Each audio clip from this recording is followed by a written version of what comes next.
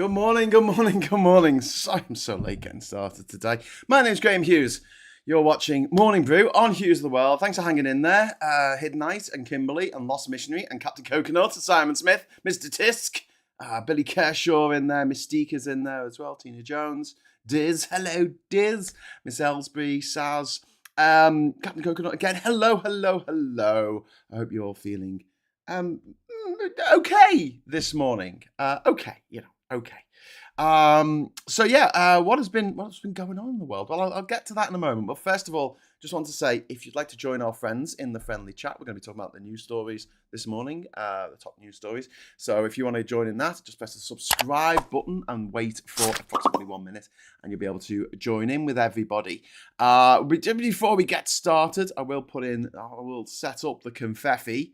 I don't know whether to keep going with the bin feffy. I mean, it's a bit old now, you know. I mean, it's a bit last week, so we might go back to the traditional confetti, and then if we're very lucky later on in the show, we might launch a Boba Fetty. But I think that there should be some, quality control here. So only please give on the old super chat if you feel it's worth it.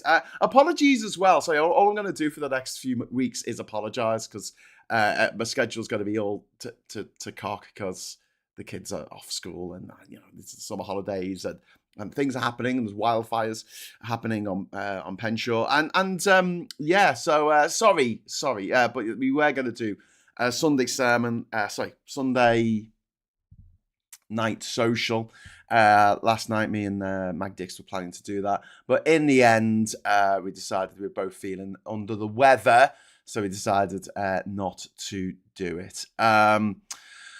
It's all been a bit. I woke up to quite to the news that the actress Hayden Panettiere has passed away at the age of just 36. Princess Diana was only 36 when she died. Really, really sad story. I don't want to dwell on it too much because we don't know the details, but if it does turn out to be another child star, celeb, actress, actor, singer, dancer tragedy where a young person is thrust into the spotlight at an excruciatingly young age, and then they fall to substance abuse and addiction, and their life spirals. And I hope that's it's just shit news to wake up to, just really shit news. And obviously she played the cheerleader in Heroes, and the whole mantra of the first season of Heroes was save the cheerleader, save the world. Really sad news, and I really feel for these kids who are, look, everyone parents differently or whatever. It's just something that I just couldn't imagine putting my kids through. Do you know what I mean? The age of, I think she was only 8 months old when she was in her first commercial. By the time she was 5, she'd been in like 80 different adverts. And the mum, and I assume her dad, had put her up to that. And I don't know, I just don't think it's a very healthy way to grow up. And I've spoken about this before, about friendships. Like, the most important thing that we have in life, apart from our health, is our connections, our friendships, our family.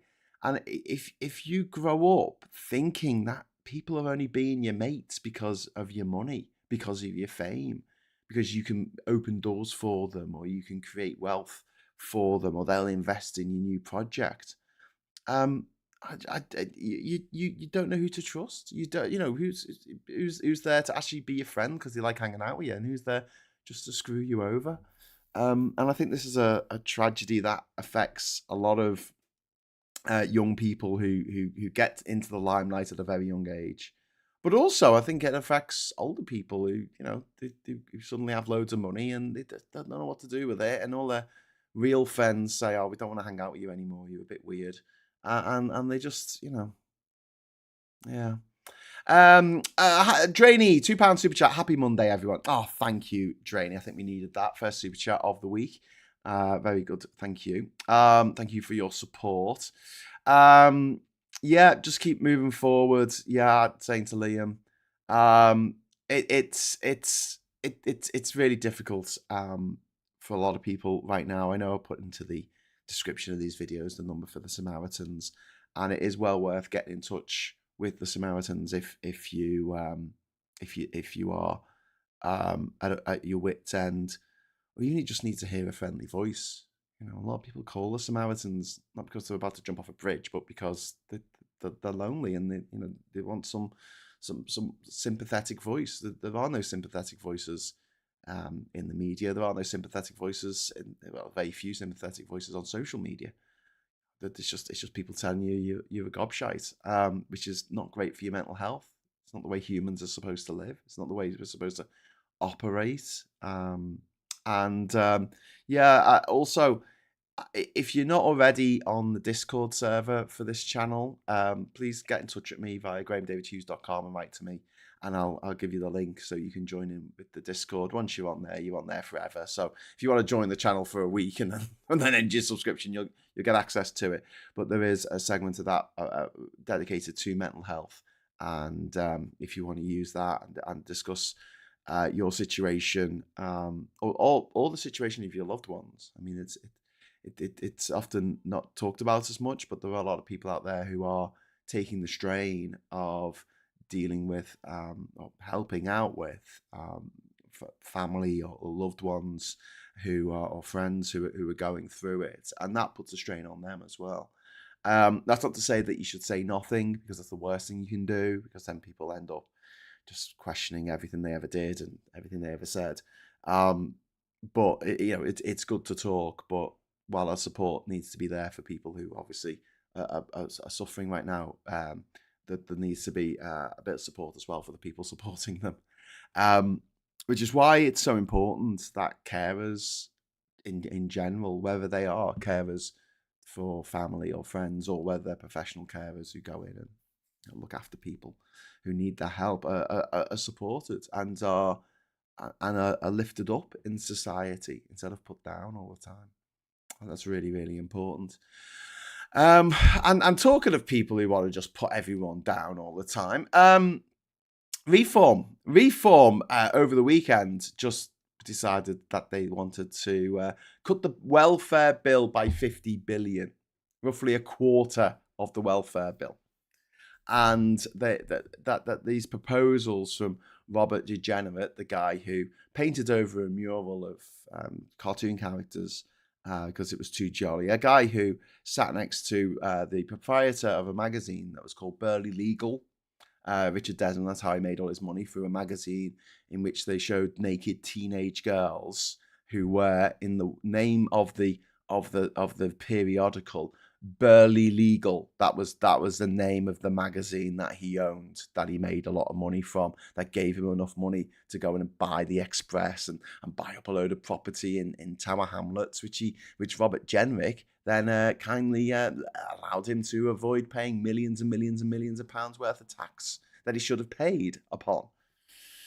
I don't know. We'll rush it through before this new legislation comes in, so you'll be safe, mate. You know, you're the peddler of smut, the peddler of naked teenage girls. That's how he made his money, and that's the circles that Jenrick and his ilk like to swim in. Well, they decided to go after disabled people. 20 billion of that 50 billion will be cut to disability benefits, and they want they want PIP to be restricted to people that Refuck describe as gravely ill and severely challenged. No, PIP isn't supposed to be just for people who are fucking dying, right? It's supposed to be for people to live. It's supposed to be so people can have independence, so they don't need another person looking after them all the time. They can have a bit of independence, so they can actually go to work and be a productive member of society, as the Refuck eugenicist scum often like to say about people. Are they a productive member of society? And what's going to happen with this is going to be a lot of people who really are in need of disability support who will end up out on the streets or committing crimes to make make ends meet. That means more people in hospital, more people in jail. We know the stats are there if you want to look them up, that homeless people cost the taxpayer more by being homeless than they do if you give them a home, because of the impact on police time, the impact on NHS time, staffing, resources, emergency services, etc. Viper Scott, thank you very much for the wee bit of hugs to all that need them today. Yeah, we're giving all hugs today on the show. V4 want to come back on pensions then, Graham? No, not pensions, Pip, for people who are working. Because they're like, well, you're working, you obviously don't need this. You don't need this extra support for independence. We don't need to make these reasonable adjustments. VFOC claims another 21 billion on top of the 20 billion could be saved by excluding most foreign nationals from benefits. That includes EU citizens who have lived here for 20, 30, 40 years. And paid taxes in this country. Worked hard, paid taxes. And this is their reward from the eugenicists at VFOC. And that would include EU citizens with settled status. Despite settled status being designed to protect rights after Brexit, of course it wouldn't. Of course, do you remember roaming? Do you remember phone roaming? Do you remember we had free roaming around Europe for like a year? And they said, oh no, when we Brexit, we're not going to get rid of this. We're definitely going to keep that free roaming. Did they? Did they fuck? Did they fuckaroonie? Hey, tonight, you can't put a price on democracy, but 5 million quid will definitely buy a lifetime pass, apparently. Yeah. Jenny Davis is giving out free hugs to anyone who needs it. Oh, that's lovely. Liam Kimberly says, my heart aches for you, but time will help. Honest, it will. Your love is deep and strong. That strength will bring you up. Yeah. Time is a great healer. And there's a point where, it's natural to feel shit. It's natural to feel sad when bad things happen. Because that's how you know the people in your life who are not here or moved on or whatever, that's how you know it was love. That's how you know that you really cared for these people. If you didn't feel anything, you'll be a fucking sociopath or something. Be one of these refuckers. And the painful thing about this refuck business as well is, don't forget, like places like Clacton, there's a lot of PIP support in these places. And the people who are voting for Nigel Farage are voting to have their PIP taken away. But they don't realise that, because they're being told that, we'll vote for us and we'll get rid of the foreigners, we'll stop the boats, we'll do all this. And you know what? We can say that, we can look at Trump, not for too long, he's really ugly, but like, we can look at Trump and say, well, he hasn't done anything for the American people, and he certainly hasn't. I mean, he's embezzled and he's enriched himself and his family about to the tune of billions. But what's he done for the American people? Like, fuck all, really. But he's done a lot for his supporters. In that, he has hurt the people that his sadistic fuck supporters want to be hurt. He has owned the libs on their behalf.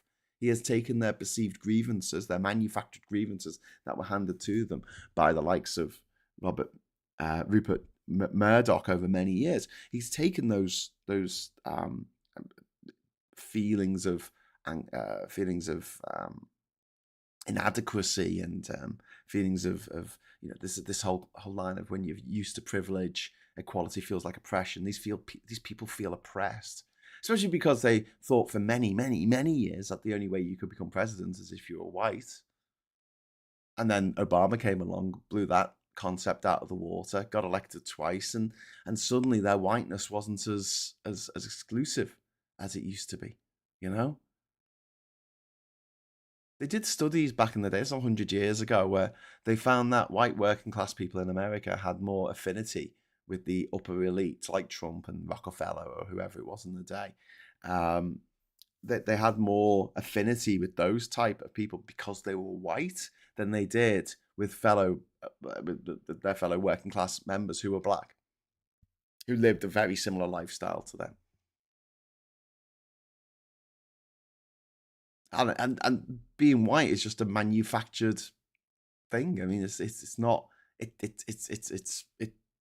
was invented a couple hundred years ago as this concept of just not being black, not being Asian, not being Native American. That was it. You're just not that thing. A bit like the way the English are just not Scottish and not Irish. But yeah, Miss Paula Thomas, thank you very much for the £5 super chat. The point about PIP that both Refuck and Starmer's government missed is that restricting it will mean some people will not be able to do their jobs. Yeah, Paula Thomas, I completely agree. That's why it was so bloody batshit. For Labour to even go near this territory, and thankfully the backbench MPs in Labour told Starmer to fuck off on this one. But yeah, it's like, it's going to cost you more. It's going to cost you more to do this, in the same way that not putting flood protection in costs more because there's a flood, and then you've got to pay out all the insurance for the flood, and then people can't get insurance on their properties because it's in a flood zone and it keeps. Strange English Livers just says the independence is clutching its pearls over EU countries, making life difficult for Brits in their countries. How very dare they? The UK would never. Well, exactly. Taylor's oldest time, horrendous human impact from cutting direct spending to cut taxes for the rich, cause deep societal issues which cost more in the long term. The thing is as well, Trainee, is that the rich don't even notice this. It's like a 1% difference in their annual income.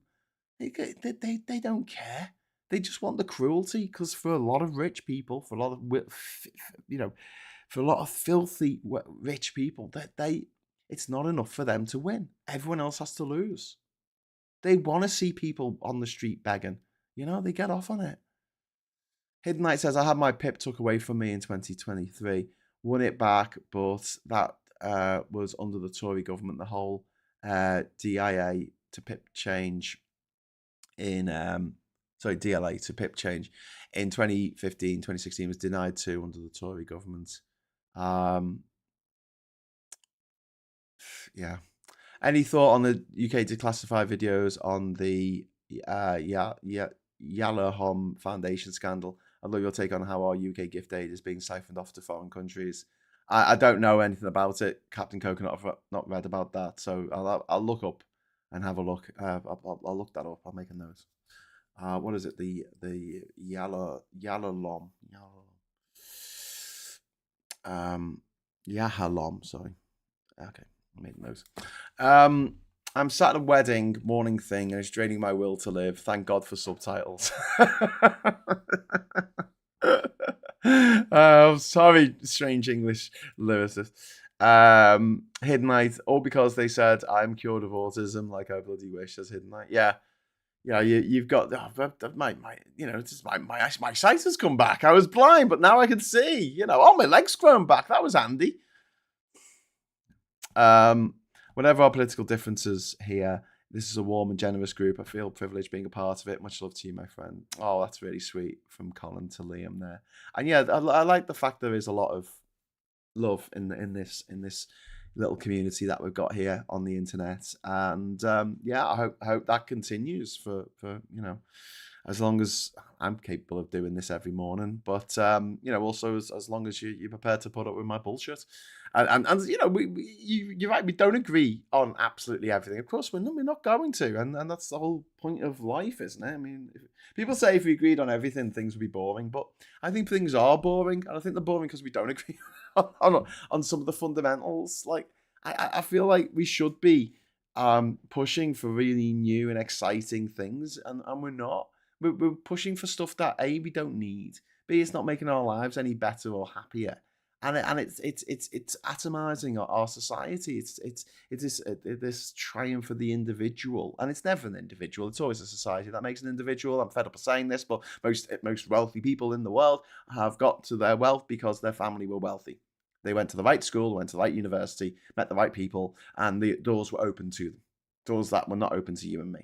Okay, so, and even if you have got a self-made millionaire, they're very few and far between, but even if you have someone like that, they've only got that way because they were born in this country, or born in the US, or born in France, or Germany, or a developed nation. If they were born with exactly the same faculties, the exact same, work ethic, and get up and go, and love of the gym, and fucking protein supplements, as someone in the UK, but they were born in Malawi, they're not going to become a millionaire. They're not going to become a millionaire. They're just not going to become a millionaire. Fuck off. They're born in Cameroon. It's not going to happen. It's not going to. Oh, but I've got to get them and go. Yeah, but you're born in and if you were and made your money through selling books, well, thank you very much to the schools that taught people how to read fucking books. Otherwise, you wouldn't have sold any fucking copies of your fucking book because they won't be able to read your fucking books. These social media owners, like Elon Musk, he's like, oh, I made all this money off Twitter. He's by Twitter, so I can get into people's heads and tell them what to think. That wouldn't work if people were illiterate. No, I am a socialist in that it's not just about, I feel like I'm left wing and I care about people, not just myself, not just my immediate family and friends. I do care about people. I care about society and how it all functions, with everything in that society, which includes people. It also includes animals and pets and the way they're treated. It also includes the flora out there, the aesthetics of everyday life. I care about that stuff. I don't know why. I don't know why some people don't. I don't know why some people do. It's just the way we're born, I guess. But the people who don't, the people who just think that they are, one man is an island, they genuinely believe that, when no man is an island except for the Isle of Man and maybe Man Island in Liverpool. But like the way that these rich gobshites go about their business, as if they don't owe society anything, when the reality is they owe society everything. And then you've got twats like the privately educated twat Jeremy Twat Clarkson, who says that everyone on benefits should write a letter. All disabled people should write a letter to taxpayers thanking them for their money. Did he write a letter to me thanking me for the fucking £250,000 of subsidies he got for Diddley Squat Farm? Did he? Did he write to you? Because I don't think he fucking did. Did he write to you to thank you for paying for your TV license, which you can't have to, or you end up in jail apparently? Did he ever write to you to thank for that, for paying for the production of Top Gear all those years? No. Oh, okay, all right.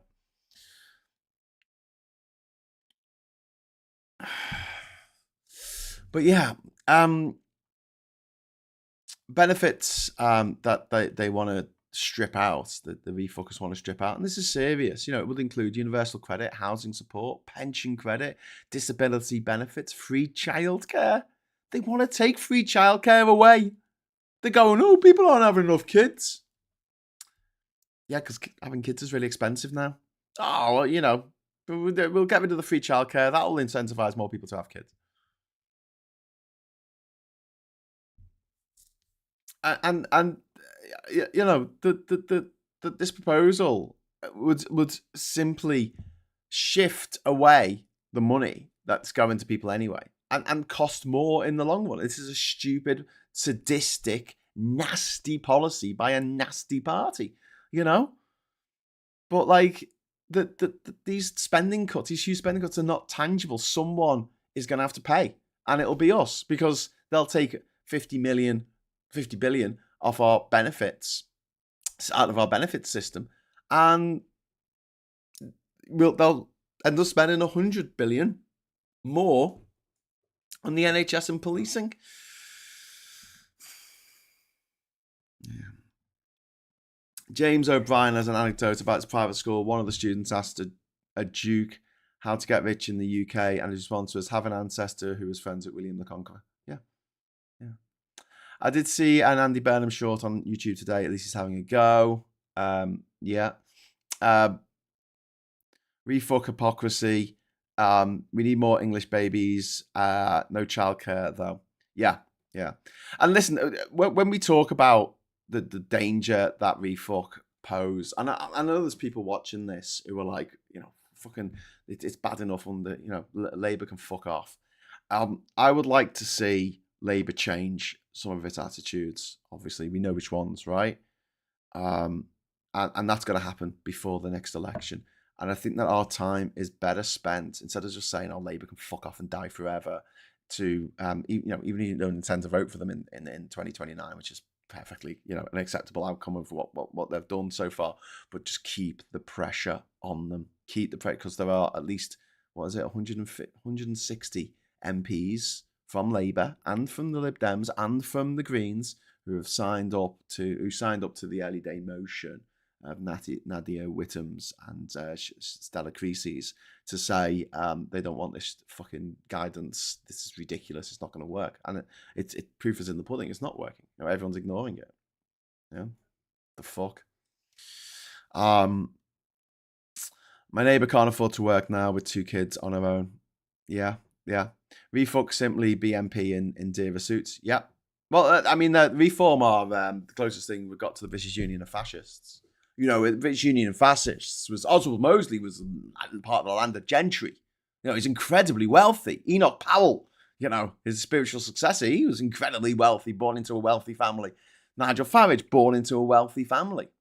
Surrounds himself by rich people. He has he spent his night when he won the election at some private members club, hundreds of miles away from the actual count, and then he lied because he's a liar, and everything comes out of his disgusting, melted Wellington boot of a face. He says, it's a security thing. I was told by the police. Bullshit. And then he says, oh no, but I was going to be humiliated on stage. Bullshit. There was an email that went out last week, way before the vote, to say that they were going to have a Farage Fest party and the location, and Nigel Farage was going to be there long before he was told that there was going to be he never had any intention of going to Clacton.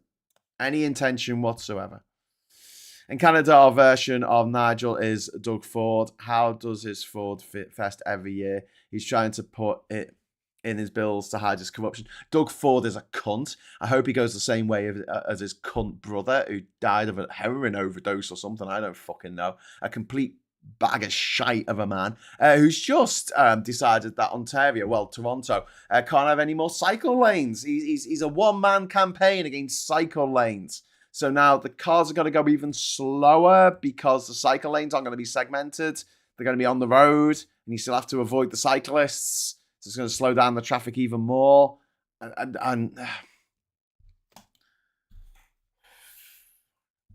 people whose only fucking thing in life is, I fucking like these cyclists. They go too slow. I need to get places. No, you don't, mate.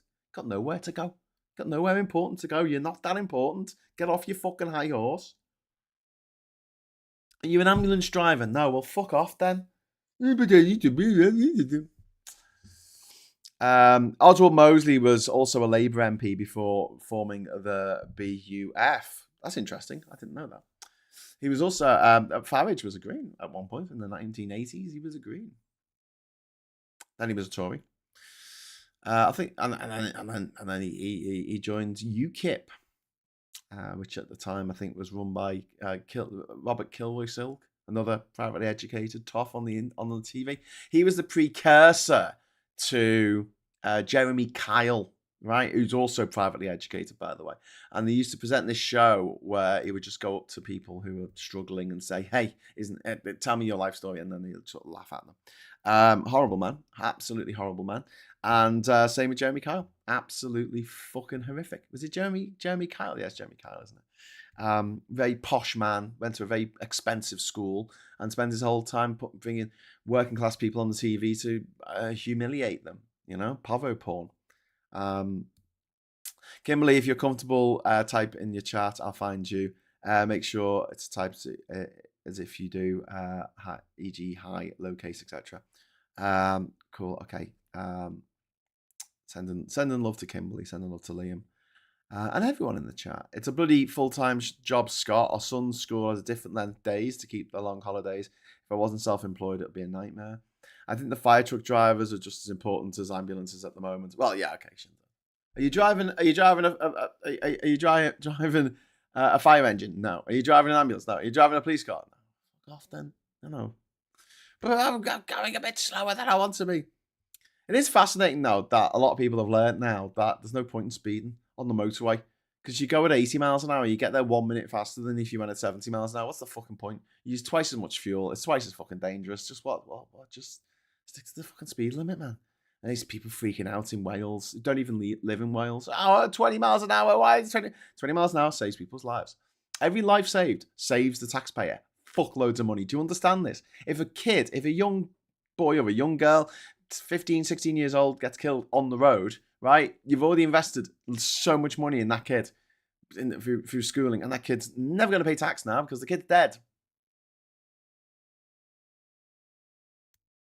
You're not going to get their student loan back. If they're 21, you're not going to get their student loan back. They're dead. You know? So making our roads safer is a priority because our government, its job is to protect the people. That's the number one job of any government, to protect the people who live in their constituency. Or, whatever you want, realm, area, country, nation, whatever it is, right?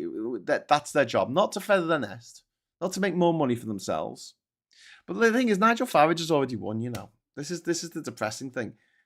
He's got us out of Europe, hasn't he? And he's got the Tories to join into his crusade against the European Convention on Human Rights, saying that we should get out of that, and they've joined that now, and also against net zero, paid for by the oil barons, the oil bastard fucking fossil fuel cunts. Been fucking this planet for all my life. All my life, this planet has been non-stop fuckerooниed by these mad bastards who just want to destroy everything and then piss on the ashes.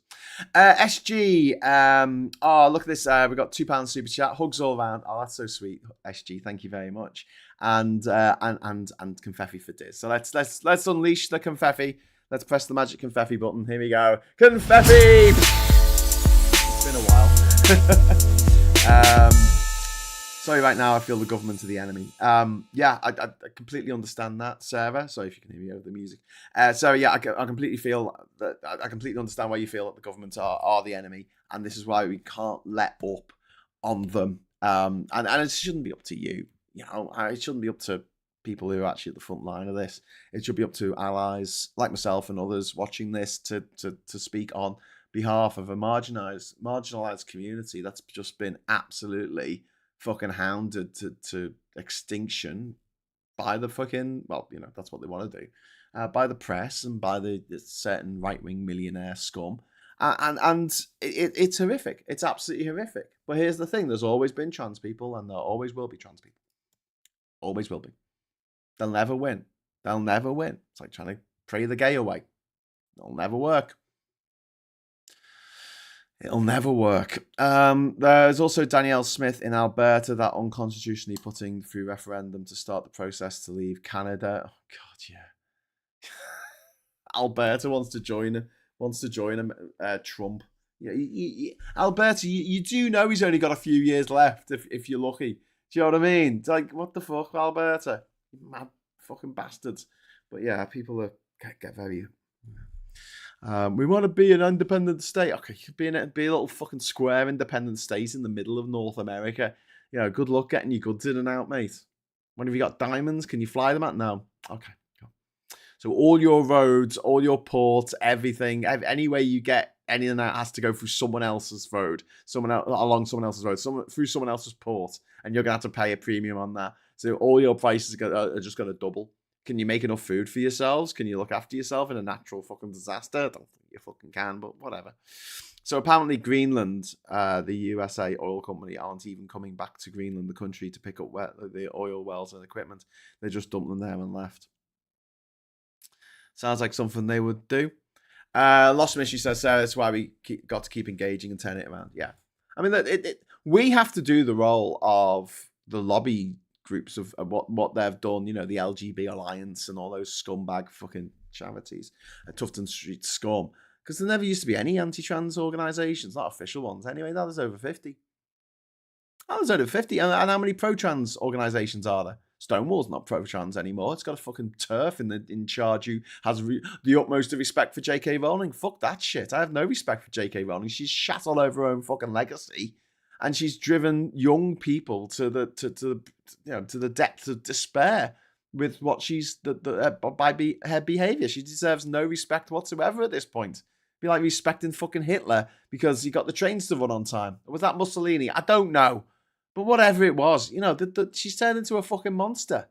So the Stonewall's not a safe place anymore. Got the Good Law Project who are doing fantastic stuff in support of the trans community. But what else is there? And there's groups like Transactual who are fucking great and others. and we need to give them our wholehearted support. But a lot of these groups are fighting with one arm tied behind their back because the billionaires are on the other side. We need an ethical billionaire, but that's an oxymoron.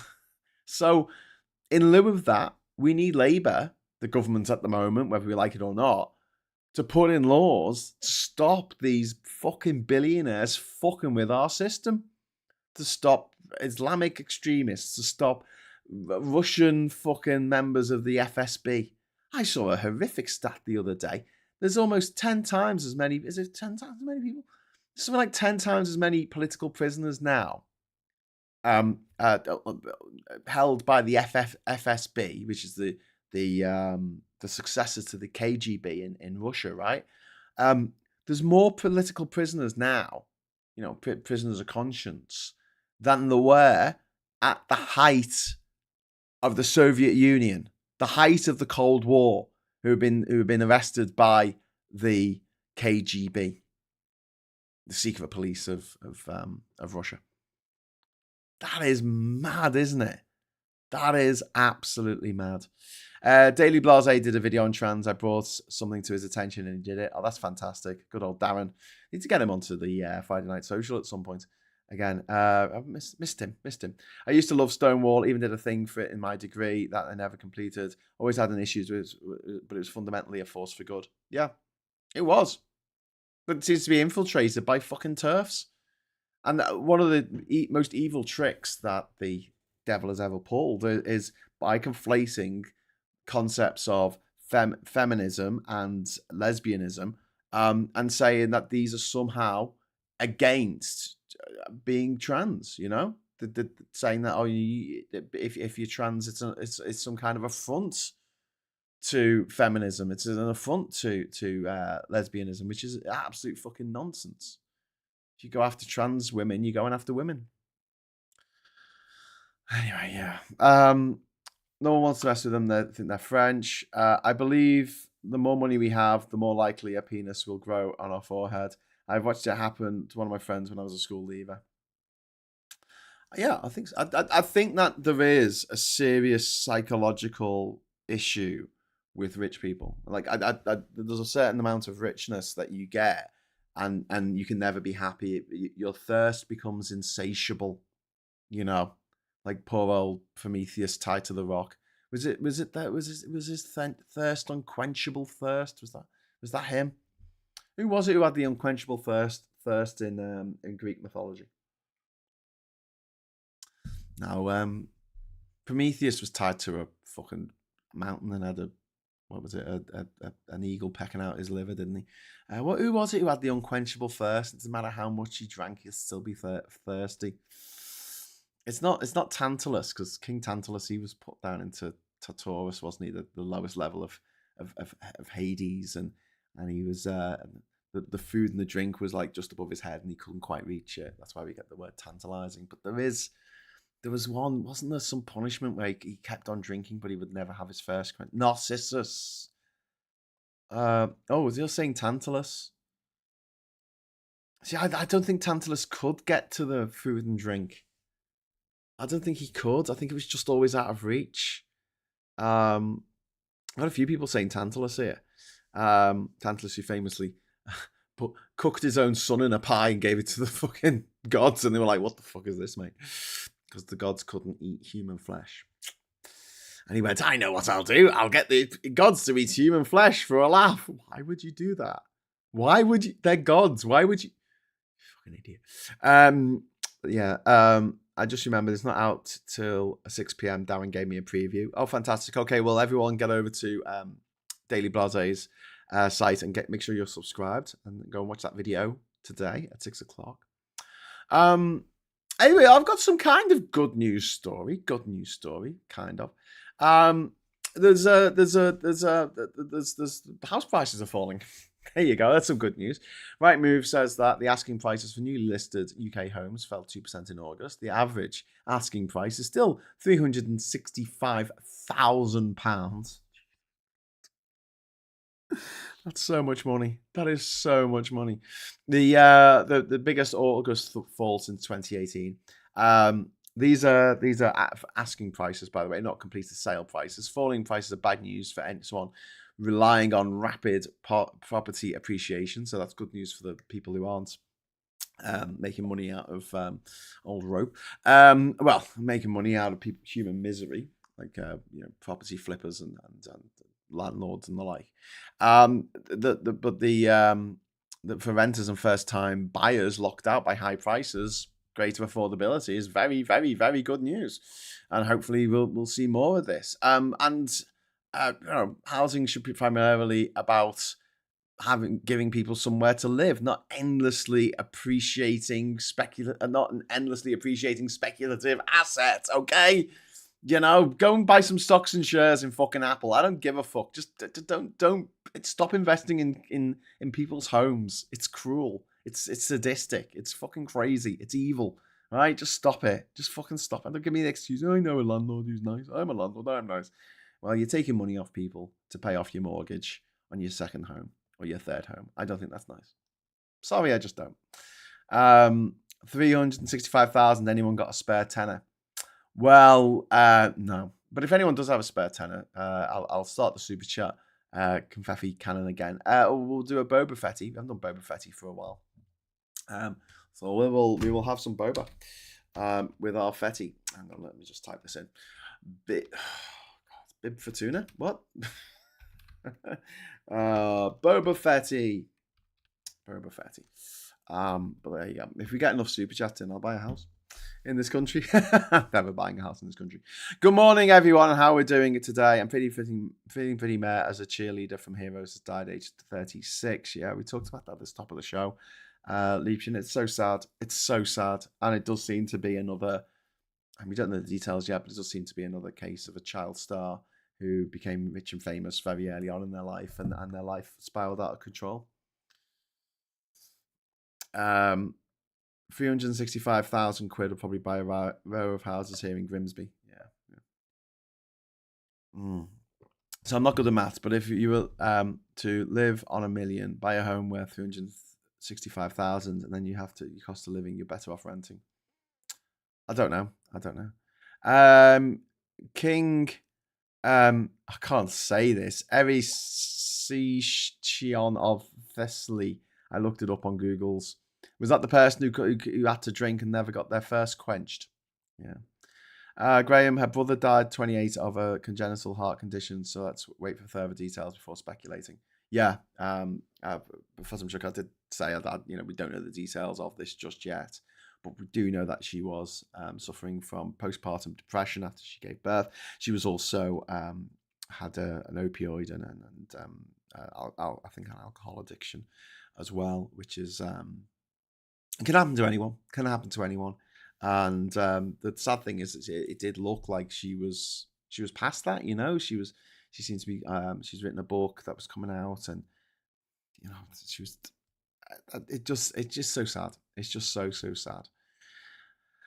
Saz, thank you very much for the £2 super chat. That is very, very kind of you. What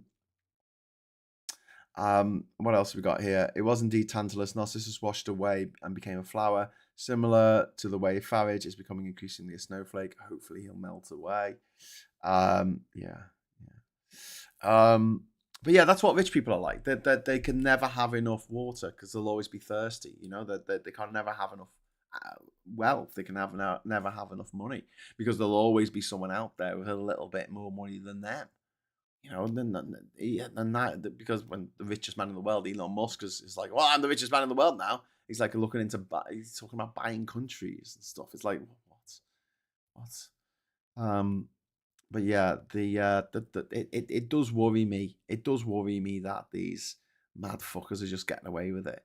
And Labour have just 3 short years now to do something about it, to stop these gobshites ruining our society, destroying our society from outside. It's not even from within. A lot of this is money coming from outside and destroying our fucking society, This is why millionaires want to be billionaires and billionaires want to be trillionaires. It's that Simpson episode where Burns becomes millions and millions and has to leave billionaire camp.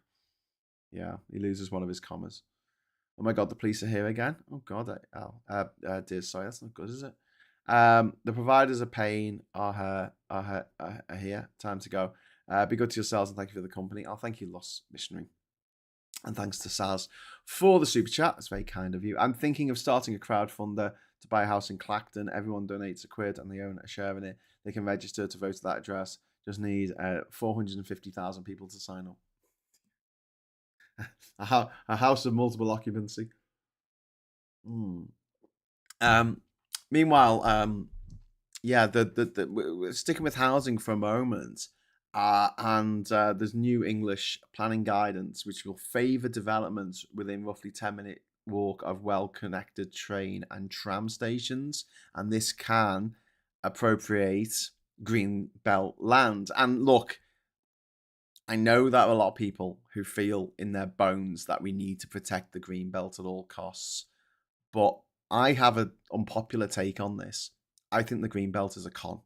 I think the green belt was a con invented by wealthy landowners to protect their landowning so that the councils and the governments of the future could not take their land from them, couldn't compulsory purchase it to build habitations, couldn't compulsory purchase it to build a village or a town or anything like that. It was I see the green belt land not to protect nature, but to protect the wealth of the wealthy, the already wealthy, the landed elite, the landed gentry.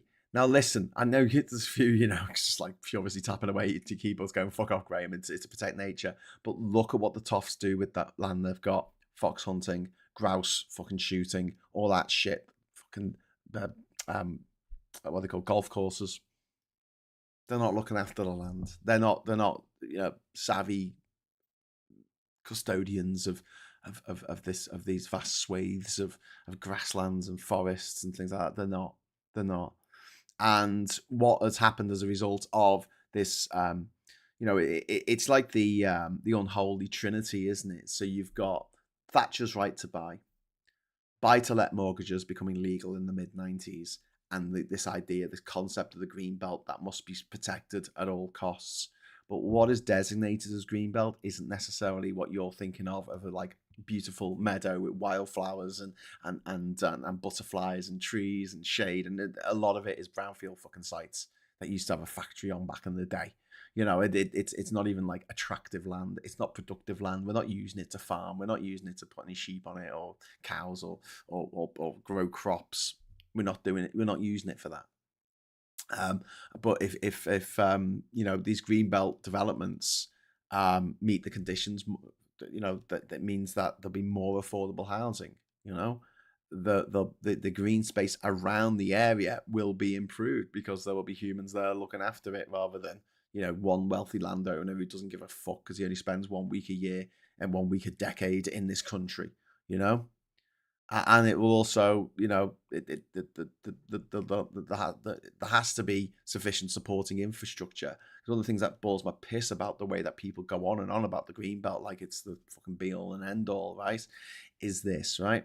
The green belt, they're very, very happy to build on it. Slather it in concrete, slather it in disgusting concrete motorway junctions, which take up hundreds of acres of space, with big fucking ramps and turns and bullshit, right? So these motorways can meet up with each other and the cars do not have to stop. It's very important that the cars is going from one motorway to another motorway. We can't have a system where they stop between those two motorways. We cannot stop. The cars must not stop. Do you know what? It's fine. Come off the motorway. Stop. Go on the other motorway. Let the other cars go past. Have a break from moving for an hour. After an hour of just traveling at 70 miles an hour, just stop for 30 fucking seconds. No. We have to take over this huge amount. And these motorways, right? These motorway junctions. Some of them are bigger than villages. A proper village with 100 people living there, and a little church and a little town hall and a little fucking pub and a little cafe. Like the English village that people think of, or the Welsh village, or the Scottish village, right? Or hamlet. These motorway junctions are bigger than And it's just like, what is this for? Because the cars must not stop. They have to come off the motorway onto the A road, and they cannot stop in that process. Let them stop. Let them fucking stop. Doesn't matter. Just put a fucking traffic light up there. You know, what the fuck? Yeah, but if the cars stop, then there'll be tailback. There's always fucking tailbacks on fucking motorways and shit. Anyway, I mean, it was really called the Green Belt. Why not put a nature reserve on it? Oh yeah, to waste a lot of money on something everyone can use for free. Yeah, exactly. I agree with Graham. I mean, it's called the Green Belt, then why do they abuse the Green Belt? Oh, they're happy to put motorways there. They're always happy to put motorways there. Railways, not so much, because they're all paid by the oil companies to, make more money for the oil companies, and trains don't make much money for the oil companies in the long run. It's because they take thousands and thousands of people off the road, and the oil companies want those thousands of people on the road burning rubber and burning petrol and diesel. Yeah, money. Lots of money, ridiculous sums of money. What's BP made this year? Was they celebrating the other day? They made 6.6 billion in profits extra on what they made last year, just because of fucking what Trump's done in Iran. There are no little villages anymore, Graham. They're now called property portfolio opportunities. Yeah, I just think it's crazy, isn't it? That's not Asperger's. It's just the K-hole he's in. There's someone with Asperger's. I wouldn't say dumb shit like what Musk has said. Yeah. Musk is a drug addict. And it's fucking, it's made his brain turn to mush. Well, actually, and he's admitted this, what turned his brain to mush was his daughter coming out as trans. He couldn't handle it. His fragile little ego, his fragile little masculinity couldn't take it. Yeah, it's pathetic, isn't it? The M56 has a slip road to the M62. The other roads connecting to the M62 are all normal junctions. Yeah. AI won't take over the world anytime soon. The people who control the AI, on the other hand, ... 17 billion a year in subsidies for the oil and gas companies. That's what we're paying for. Yeah. The best way to stop tailbacks is to reduce speed limits. Yep, absolutely true. Absolutely true. But I do find the whole thing about cars not stopping on an entire journey from, you drive onto the A1M here in Durham, and then you get all the way to the Rocket in Liverpool at the end of the M62 without stopping once. I think that's ridiculous. I just think it's fucking, why? Why is this the system? And to do that, to achieve that, we just ripped up thousands and thousands and thousands of acres of land, of our green belt, which we had to protect at all costs. Yeah, we had to protect the green belt from houses where people can actually fucking live. That might actually bring down property prices so people can get on the property ladder. Green belt does not automatically mean beautiful countryside or environmentally valuable land. Plenty of it. It's low quality land around existing settlements, places where you can't farm. The soil's not good enough, or maybe it's on a slope and no one wants to fucking farm a fucking slope, or maybe it's got bad drainage, or maybe this, maybe that, maybe there was fucking anthrax in the soil many years ago. I don't know. Then again, if there is anthrax in the soil, please don't put houses on it.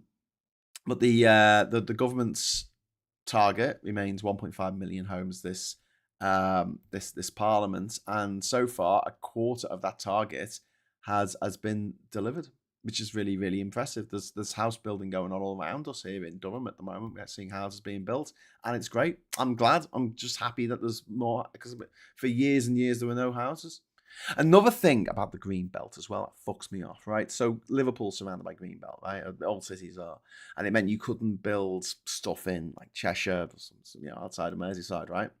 And it meant that when the council needs to build more houses, or when developers wanted to build more houses, or whoever wants to build more houses, they used our playing fields to do it, and we lost dozens of playing fields in Liverpool that I used to play on as a kid that are now housing estates,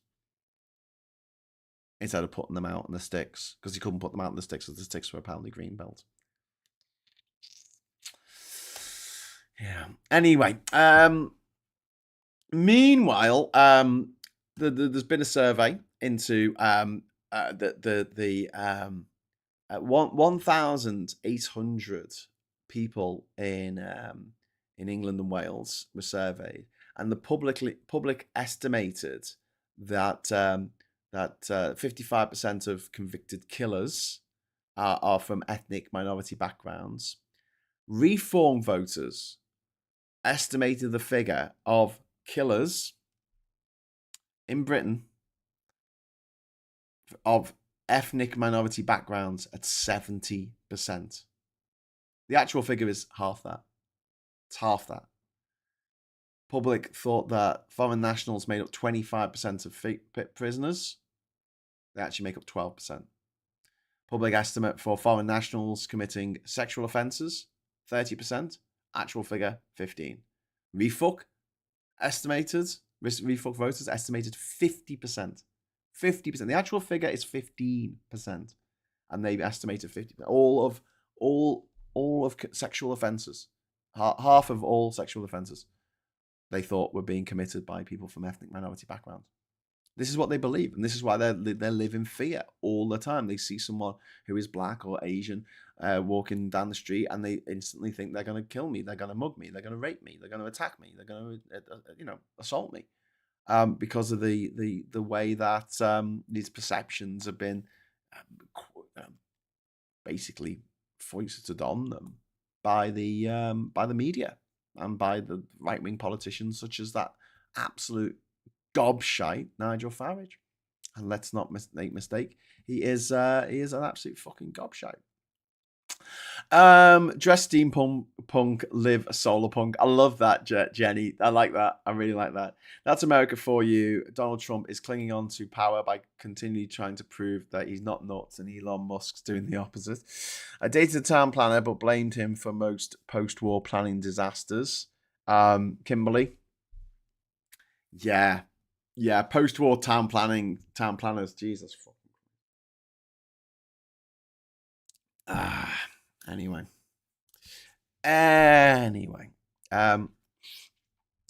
32,000 public footpaths which were closed due to COVID restrictions are still closed. Happy Tory farmers. Are they? I didn't know that. God, that's fascinating. You'll be lucky to find the roadside services on the motorway these days.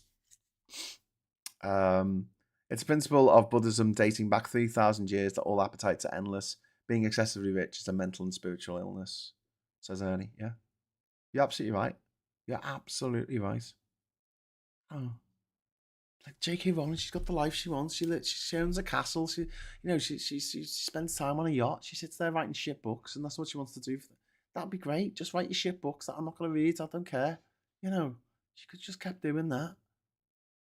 But instead, she decided that she was bored, and she wanted, like a little fucking sadist. She wanted someone to stick pins in, like a little voodoo doll. She wanted a voodoo doll to stick pins, cause a group in society pain, to cause individuals pain and suffering and misery. She wanted to make. Well, she does. I mean, I'm saying she wanted to. She's actually fucking done it. She has made thousands of people's lives in this country a fucking misery.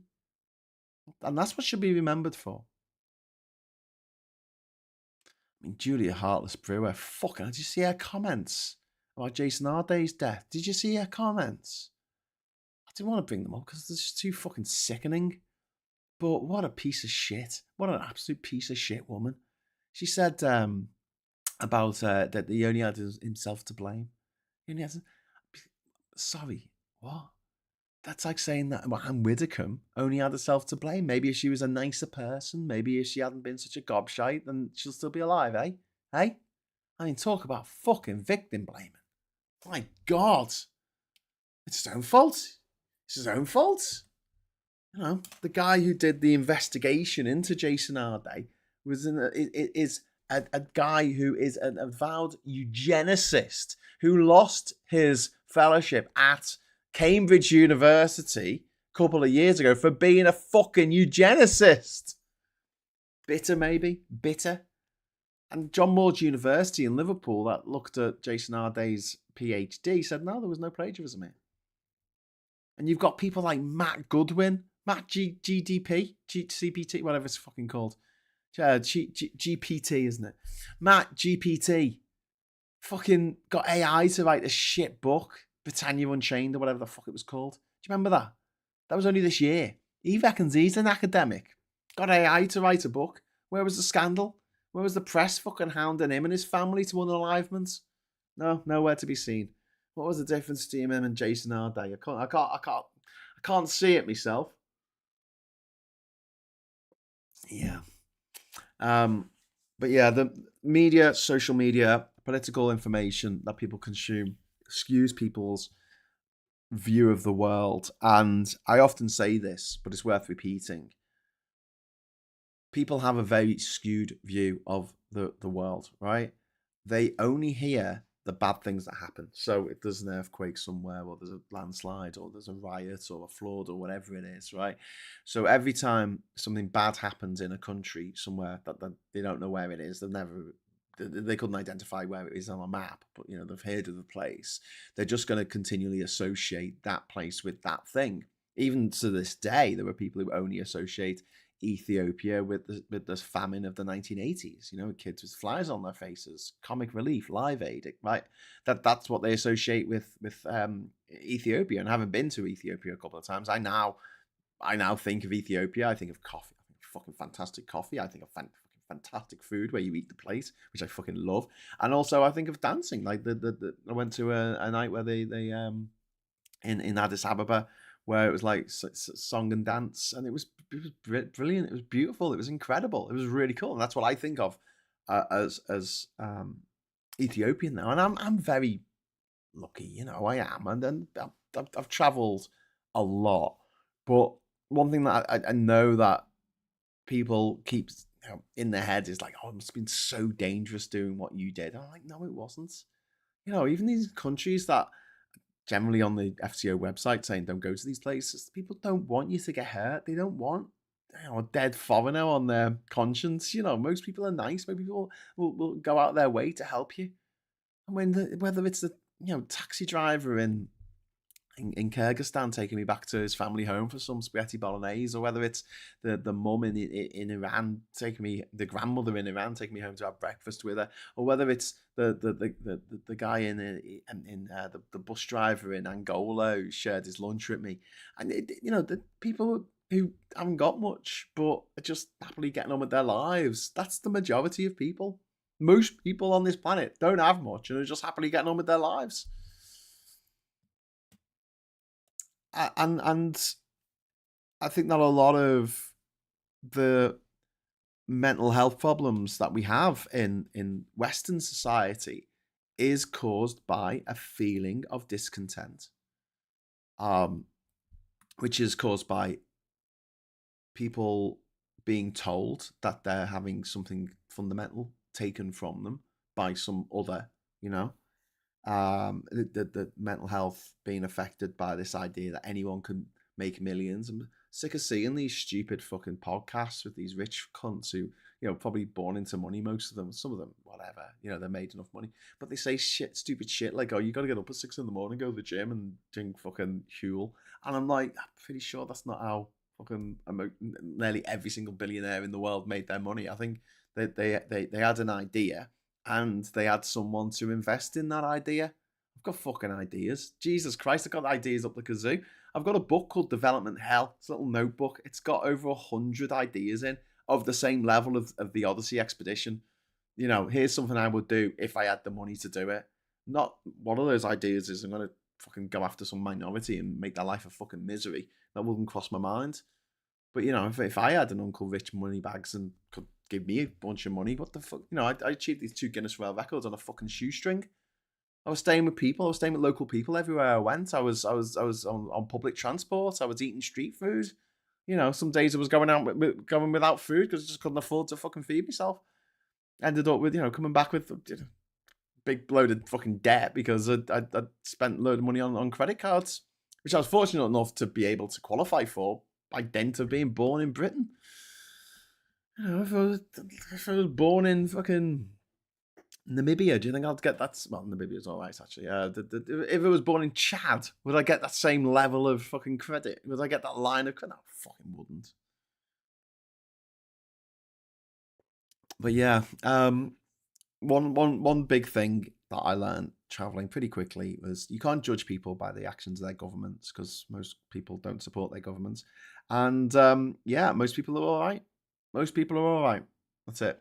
Most people aren't out to get you, not out to hurt you, not out to beat you up. If someone in this life means you harm, 99 times out of 100 is someone that knows you, someone that you know. Which is, grim and sad, but at the same time, it is slightly life affirming that strangers aren't just going around stabbing each other for no reason whatsoever. But yeah, they won't let me enough for my big idea. I'll need a suitable volcano for this layer. No rich people call up their family network and someone helps them in a parallel society. Yeah. This is why politicians and political parties always blame demonizing after the poor, vulnerable, single mothers, parents, the ill, the disabled, etc. in society. It's a eugenics program. Yeah, you're right. The world according to GARP. Oh, 4, 5, 5, 5, 5. It is. Always getting ear problems, and that's just how I was born. Oh dear. Oh dear. Sorry to hear about your ear. Yeah. There's the family of murder victim Michaela Hall is warning against releasing domestic abusers early, and there's a concern that excluding certain serious offenders while leaving domestic abuse perpetrators eligible for this early parole, it creates an obvious safeguarding risk. And there's a particular pressure point here, which is an already stretched probation system, and a system that isn't really fit for purpose for protecting women against men who want to stalk them, ex-boyfriends, ex-husbands, brutes who want to kill them, want to make their lives a misery, because if I can't have you, no one will. There are men out there who are just fucking horrible. They're just absolutely horrible, and as soon as they get out of jail after being there for a few years, brooding over this woman who had done this terrible thing to them, not wanted to be with them. How dare they? Why doesn't she want to be with me? I'm a psychopath. Why would no one want to be with me? That is a real worry. Domestic abuse survivors never really shake off the fear that they'll be walking down the street and that their assaulter, the person who's made their life a misery, will be walking the other way. I genuinely feel like if the rule should be, if you're not allowed to go to the town or city that your ex-partner lives in if you've been done for domestic violence. That's it. You can't go there. If you've committed that assault in Liverpool and your partner still lives in Liverpool, you can't go to Liverpool anymore. That's it. Don't care if your friends are there. Don't care if your family's there. Don't care if your favourite pub is there. You can't go there. If you're seen there on CCTV, then you go back to jail. Simple as that.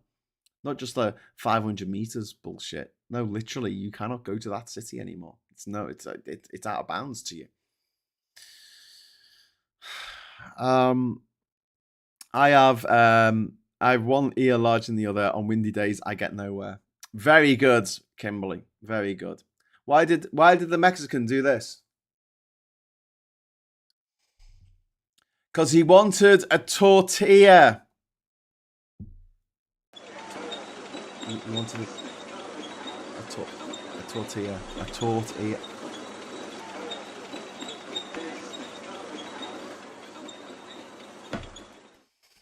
Anyway, moving on. NHS mobile clinics have screened more than 2,700 women across northwest England on these cervical cancer screening buses. Many were overdue. Some had never previously attended screening. England's cervical screening coverage has fallen from around 77% in 2014 to 69% now. Walk-in mobile clinics remove barriers, including appointment availability, travel, and anxiety. HPV self-sampling is another approach being developed to improve uptake. Women I've ever met, do not like going for a smear test. It's not a pleasant experience, but cervical cancer is a killer. I lost my sister to cervical cancer. I am a huge supporter of the HPV vaccination, which has led to cervical cancer for the generation that has been given the HPV vaccination to go down to zero, go down to absolute fucking zero. Got rid of it, and there are other ways you can get cervical cancer, but the main way was through HPV. So yeah, these buses are doing a good thing here. But yeah, this is a good thing, and also giving blood as well. They're trying to make it easier to give blood, because one of the frustrations I've always had with giving blood is that you'll get a message from NHS Blood and they'll say, "Oh, we've got an appointment next February," and I'm like, "Fuck it, I'm ADHD, mate. I don't know what I'm doing next week. Never mind next February. I can't plan that far in advance." And something will always come up in that time, and I'll have to move it. And then what? Do I wait another 6 months? I mean, and then I end up not giving blood. So the last week I got a message saying we're going to be in Durham at the Graham Centre. It's called the Graham Centre. How cool is that? In Durham, and it's like, "Do you want to come?" And I'm like, "Fuck yeah!" That's fine with me. It's something I can do. It's something I can do, and I'll know that I'm free on Sunday or whatever, and go and do it. So this kind of thing is really important. So this is removing barriers, when it comes to availability of appointments and also travel, anxiety, etc. The mountain should come to Mohammed now and again, and so cervical screening bus, great idea. I'm supportive. Benny says, "Graham, I agree with you. Whether it's been having beers with Somalis or Iranians munching up all the pork roast before I could get to it, though I'm a bit upset about that. Most people are good." I didn't have much pork in Iran, although I did have some alcohol. I did have some secret wine. We had some secret wine when I was there, which was really just lovely, just a lovely experience of being with some young people in Iran and just seeing how they live, and get around the government, which is a bit shit. The government of Iran is a bit shit, but then again, it's fairly democratic. I know that you've got the Supreme Council who are fucking horrible, the clerics, right? I mean, imagine having a democracy and there's people in the democracy, lawmakers, who get there by dint of being religious people. So only from one particular religion, mind you. I mean, it would be as mad as us having bishops, right, in Parliament. Could you imagine that if we had bishops? Oh, we do have that, don't we? Yeah. Only two countries in the world do that: Iran and Britain. But do you remember all the shit about Ahmadinejad? Do you remember Ahmadinejad, the guy who was the president of Iran for a few years, and everyone, he's evil, he's out to get everyone, and all this saber rattling bullshit. And they got rid of him. Not through a coup, not through riots on the street, not through an interventionist war, but they had an election and he lost. But yeah, did you know that most Scousers have the same blood type? I'm actually A positive. That's funny that. But yeah, it's a shithole, Wookiee hole. What? Did I get any love for my joke? No. Clerics like in the House of Lords. Yes, like in the House of Lords, Mr. Tisk. What's Ernie telling a joke there? Did I miss Ernie's joke? What? Ernie says, "I swear my pasty was listening to me. I think it was a pioneer." A pioneer. Oh my God. What's this? Rum, rum, rum, rum, rum. An engineer. This won't work because obviously I'm not with you. But imagine I'm just doing this, going rum, rum, rum. But I'm also shaking your hand at the same time. Okay, so what's this? Rum, rum, rum, rum, rum, rum. A civil engineer. Kimberly loved my burrito joke. Not burrito. Tortilla. Hey everyone, why is it always cold in Mexican houses? Because they only have chicken fajitas.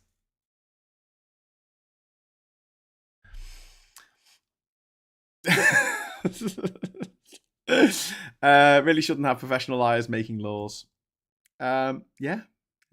I'm A positive too. Graham, do you want to rent a kidney?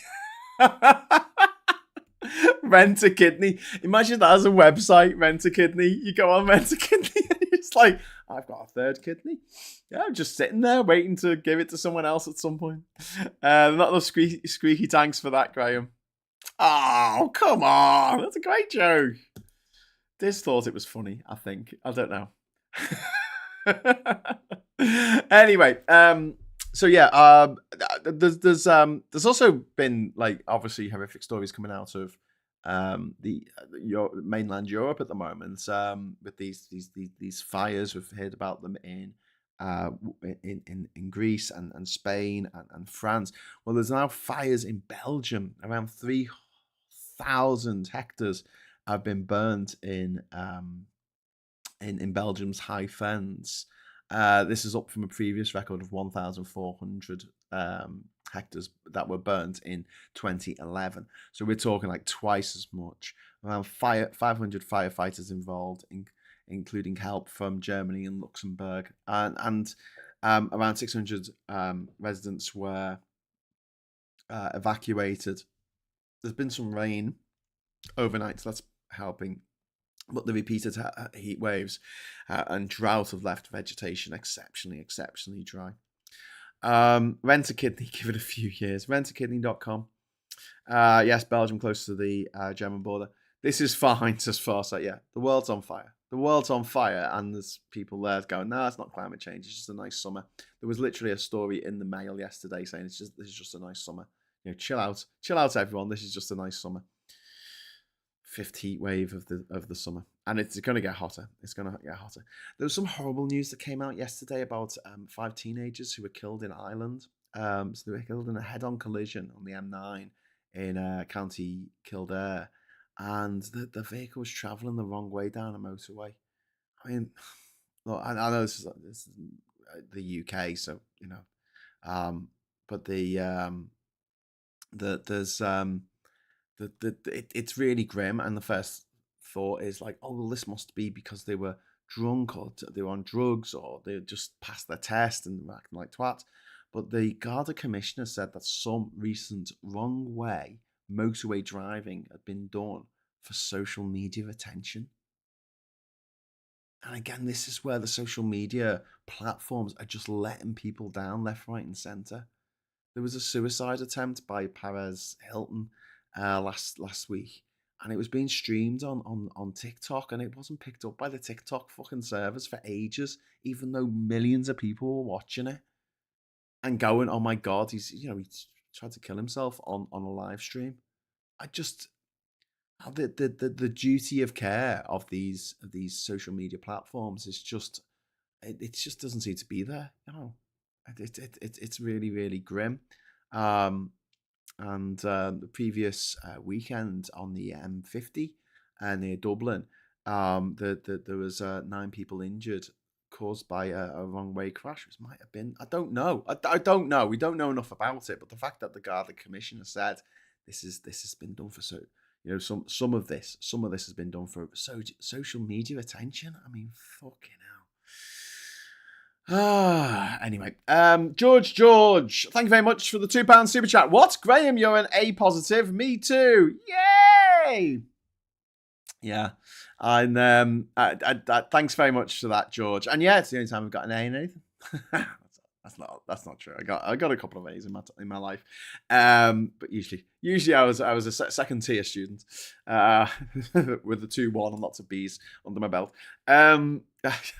Just like that weirdo beekeeper who keeps his bees under his belt. Isn't there a joke about the guy who was dying and needs the blood transfusion, and they're like, they just needs to know what blood type he was, and he wouldn't tell them. He just kept on being optimistic. He just kept telling them just be positive, just be positive, okay? Just be positive. It isn't actually blood type O. It's 0 antigens. So it's type 0 negative, the name of the band. She told my cousin Tony she was just O for ordinary. We were A for advanced. Like our levels back in the day. If you check out the reasons for blood groups, it's interesting stuff about crowd diseases. Yeah. You need some variation. You need some variation of melanin and blood type and variation of the sizes of bits of our bodies and things like that.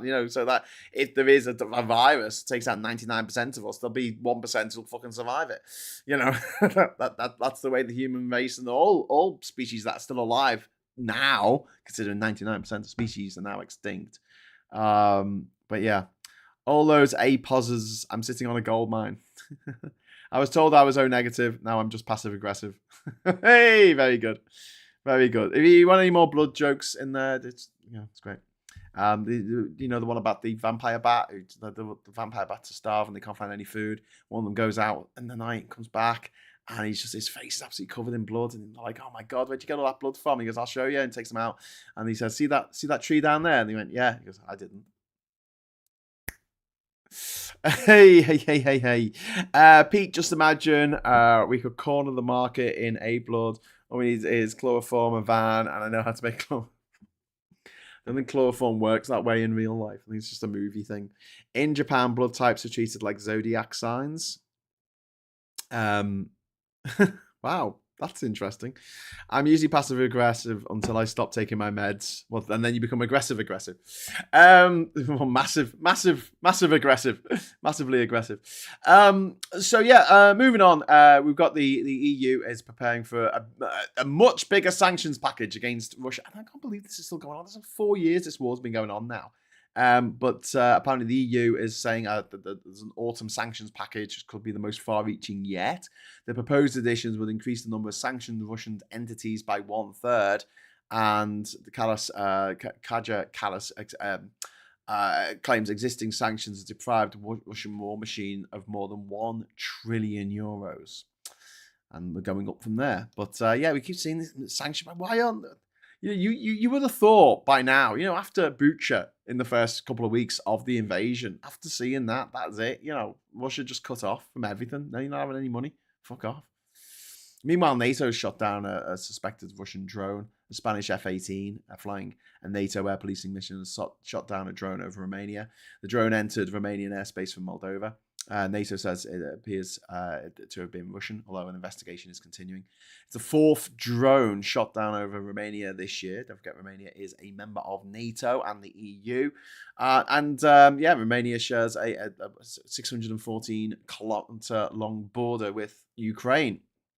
It might be an even longer border soon because Moldova really wants to join the EU. Okay, so should we do a little history lesson? Do you want to sit on my knee? We'll do a little history lesson. Sit on my knee. History lesson time. The Japanese are weird about blood types. The Japanese are a bit weird about a bunch of stuff, but some of that makes the best pop culture stuff imaginable. I mean, Mario's pretty fucking weird. Mario's a man who lives in a fucking pipe. He has a mushroom and he gets bigger. Oh, why? And then he has a leaf and he can fly. No, first of all, he turns into a raccoon that can fly. And he has magic stars. And that make him invincible. When he's on the special stardust, let's say. Makes him feel invincible. Goes around jumping on things and headbutting blocks. Although technically he doesn't headbutt the blocks. He punches them with his hand. But it does look like he headbutts them. Realistically speaking. And Super Mario Brothers 2 was all a dream. Pokemon is fucking mental. Pokemon's brilliant. What they've done is they've taken an animal that exists in the real world, like a tiger, and then they've picked an inanimate object that exists in the real world, like, I don't know, a photocopier, and they've made Photo Tiger. And it's a photocopier with stripes that look like... Do you know what I mean? It's crazy. Pokemon is fucking crazy. And there's over 1,000 of these little fuckers now. Well over 1,000 when the new generation comes out. The ingeniousness is wonderful, and I love that. I love that about Japan.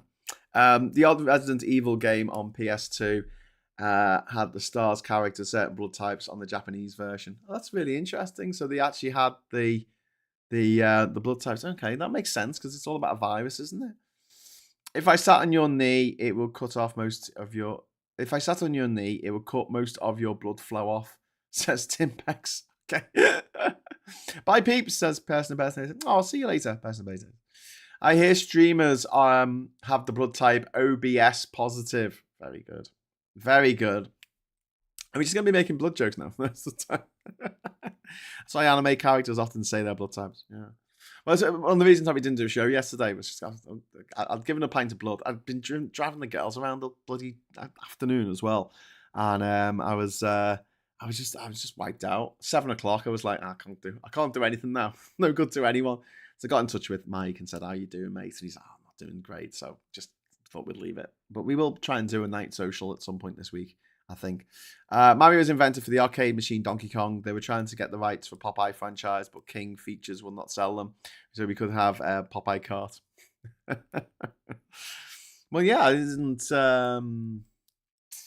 Street Fighter 2?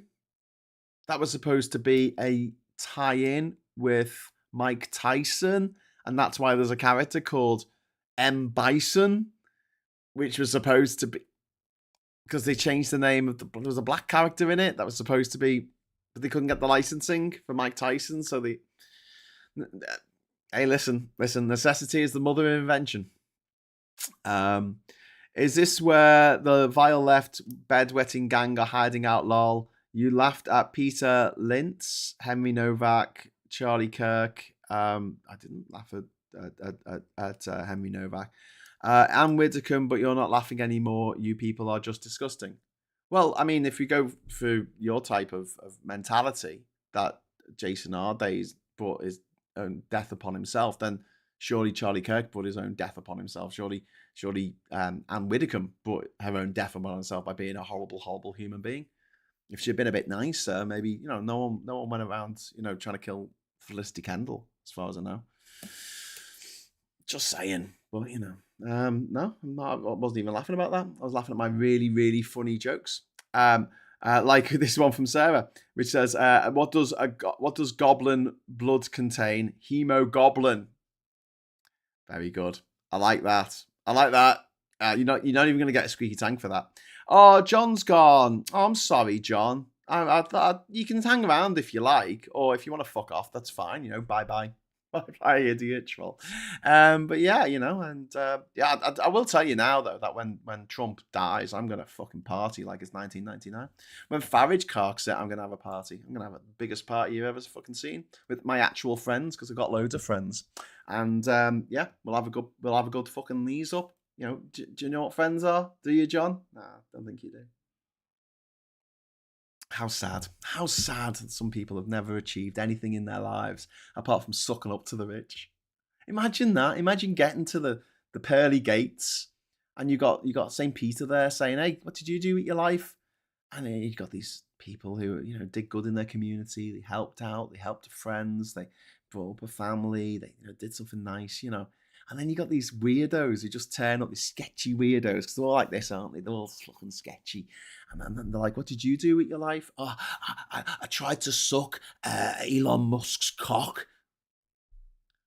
Oh, okay. Did you actually manage to suck his cock? No, I never met him. But I wrote how much I loved him on the internet all the time.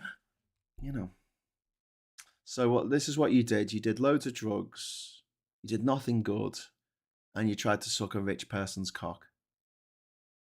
But you never actually got off your ass, I mean, these are people who can't get off the couch, We talk about lazy people in society. There are no lazier people than people who allow Lord Rothermere and Rupert Murdoch to do all their thinking for them. Imagine being that lazy. Imagine being so lazy you can't even be bothered to think for yourself. And then these people, they wonder where their life went wrong. Maybe it was the laziness. Maybe it was the laziness of not having any gumption, not having any fucking, critical thinking, not having any manners, not having any decency. Maybe that was it. I don't know. By the way, us are supposed to be vegetarian. What? Us A's are supposed to be vegetarian. Why are we supposed to be vegetarian? What? DCR Ebola outbreak. Ebola is getting worse in DR Congo. Sorry, anything to do with Trump cutting US aid? Yeah. So the deadliest outbreak. We're currently living now in the deadliest Ebola outbreak in the history of the Democratic Republic of Congo, formerly Zaire, formerly Belgian Congo. But yeah, there's more than 2,300 deaths reported from 5,000 confirmed cases. And if you're not great with maths, and John there's probably not very good at maths, but that's nearly half. That's nearly half the people who get this fucking disease fucking die of it. In contrast, the number of people who died who got COVID was less than 1%. Okay, so yeah, this is serious. This is scary, and the scale of this presents a major challenge for vaccination, treatment, and containment efforts. Um, well, Trump and Elon Musk, the richest man in the world, has cut funding to these places to try and stop diseases spreading from USAID and from the World Health Organization. They've actually pulled out the World Health Organization, and they've told their kids not to get, the parents not to vaccinate their kids in America. Because in the minds of people like John the Troll, their brains are as small as their penises. In that they honestly believe that the people who work for Medicine Sans Frontier, right, who trek through the jungles, the eastern jungle of the fucking DRC, right, for 2 days, dragging through the jungle a fucking trolley with a fridge on it filled with vaccines so these kids in these villages don't get polio. They think that they're the baddies, they're the bad guys, and the good guys are a nepo baby scum like Robert JFK Jr., whatever the fuck his name is in America, guy who sounds like a corpse come to life. You know that bit in the Dungeons and Dragons movie where they could like bring people awake from the dead, and they had to ask them 3 questions before they went back to being dead.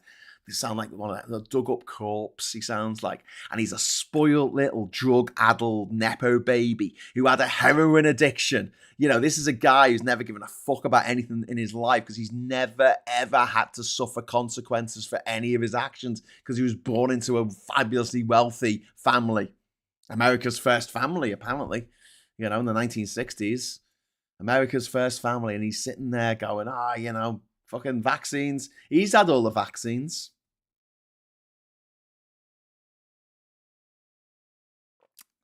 He's had them all. They always have, Anyone who's anti-vaccine has always had the vaccines.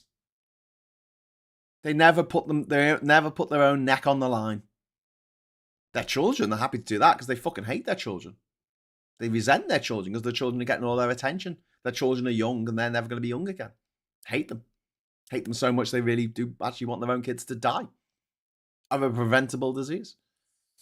But yeah, Elon Musk and Nigel Farage and RFK Jr. and Trump and Erdogan and what's his name, Netanyahu and Putin, they're all fucking chuffed about this.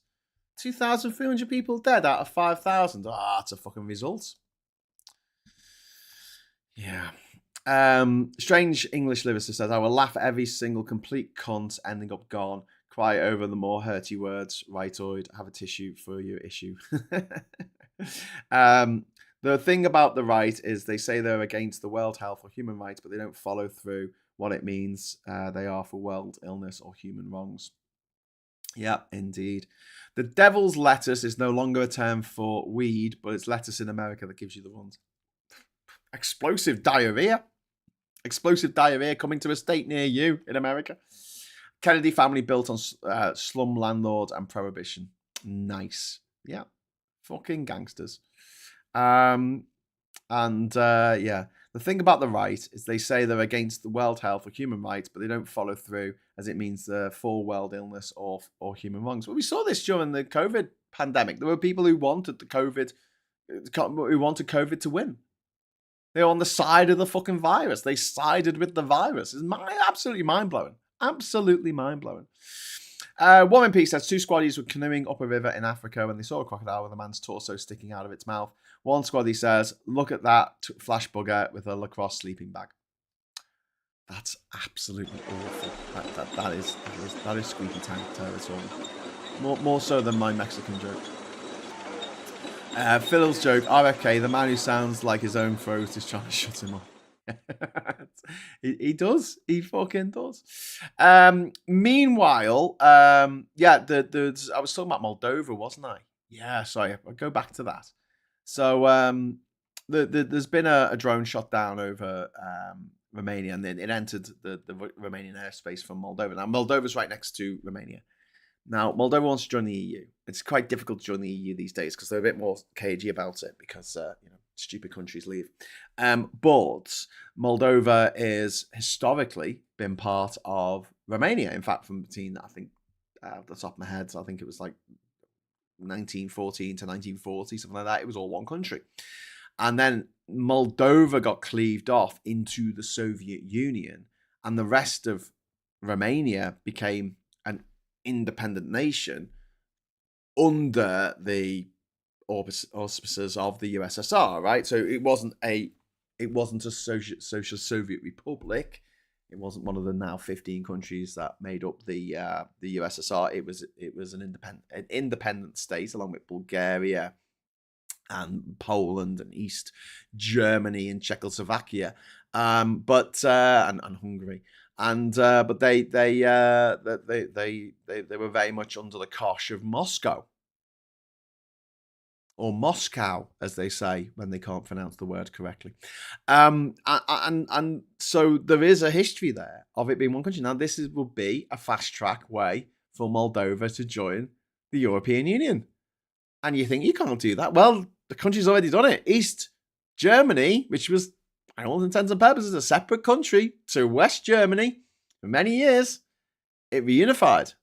And when it did, East Germany became part of the EU, or the European Community, as it was then in the early 90s, became part of the European Community without having to go through the ascension process. Ascension, is that the right word for that? Or is that what you do when you ascend to heaven? I don't know. The ascension process of going up Everest. But yeah, they didn't have to join. They didn't have to go through the whole joining process because they just reunited with the rest of the country that was already in the European Community. And Moldova could do the same thing, which would be very interesting. Because if Moldova did that, not only would Moldova magically all of a sudden be part of the European Union, it would also magically become part of NATO. Because NATO's part. Because like West Germany, when East Germany reunified with the rest of the country, became part of NATO, yeah, then Moldova would become part of NATO, which means that there'll be even more of the border with, Ukraine. That is NATO. So yeah, pretty much from all quiet on the Eastern Front side of things, it's going to be NATO as far as the eye can see until you get into Ukraine, which really wants to join NATO and the EU as well. That's why that's why Putin fucking launched this invasion in the first place. No, I should have control over what other countries do. I don't believe in self-determination for other countries, says Vladimir Putin, because I'm an imperialist fucking scumbag. Although there are tankies out there who make excuses for Vladimir Putin. It's really weird. The hard left and the hard right joining up, marching in lockstep, going, I love this guy. I love Vladimir Putin. The way he invades neighboring countries and kills everyone. Anyway, another wild berries site went up over the weekend. Huge one, just south of Moscow, up in flames. What a shame. What a crying shame. But yeah, so watch this space with Moldova. Watch this space. A funny story about Moldova. So Moldova is part of this group. There's 46 countries in it, I think. This is when there was a thing called the World Trade Organization. Remember when people used to say, let's go WTO? Do you know why they don't say that anymore? Because Trump gutted the WTO and fucked it over, and it doesn't really do what it's meant to do anymore. It was there as a way of resolving conflicts between countries when it came to trade disputes, right? And Trump has gutted it and then not allowed it to really get back on its feet, right? But one of the things they had was this procurement agreement, the International Procurement Agreement, this is some name like this, right? And there's about 46 different countries around the world. And we were a member of it through the EU, right? And the idea of this International Procurement Agreement is that you can't give preference to a country, a company from your own country over government contracts. So if they need to build a new naval base in Plymouth or something, that contract needs to go out. And if you're a member of this 46 country group, you can bid for the contract for it. And at first thought, you might think, oh, that's a bit shit. So all these fucking countries from around the world can bid on what they want to do here. Yeah, but, and it's a big but, and I like big buts, it gave us access to America. it gave us access to other countries in Europe for our companies to bid on contracts for their governments to build stuff, infrastructure, whatever it was, right? Government procurement agreement. I think it was called the GPA. I think that's what it was called. It still is. It still exists. Anyway, when we left because of Brexit, right, we were forced to leave. They needed a unanimous vote of all the members, all the current members of this group to allow us back in, right?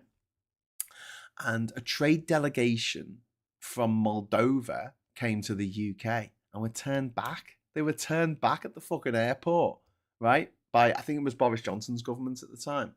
They were turned back at the airport. And you're like, what? What the fuck? What just happened? Yeah, they turned back at the airport, if you can believe that. And so they were like, fuck them. We're going to vote against Britain joining this government procurement agreement under the WTO.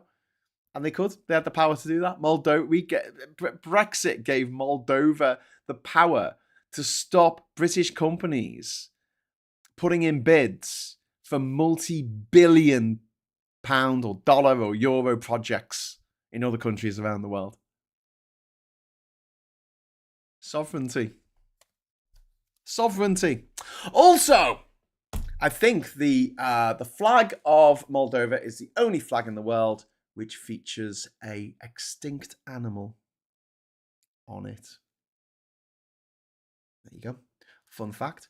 Also, the colours of its flag are the same colours as it's a tricolour, but it's got a logo on it. Whereas the Romanian flag, exactly the same. It doesn't have a logo on it. Also the same as the flag of Andorra, but that does have a logo on it, and the flag of Chad. All the same.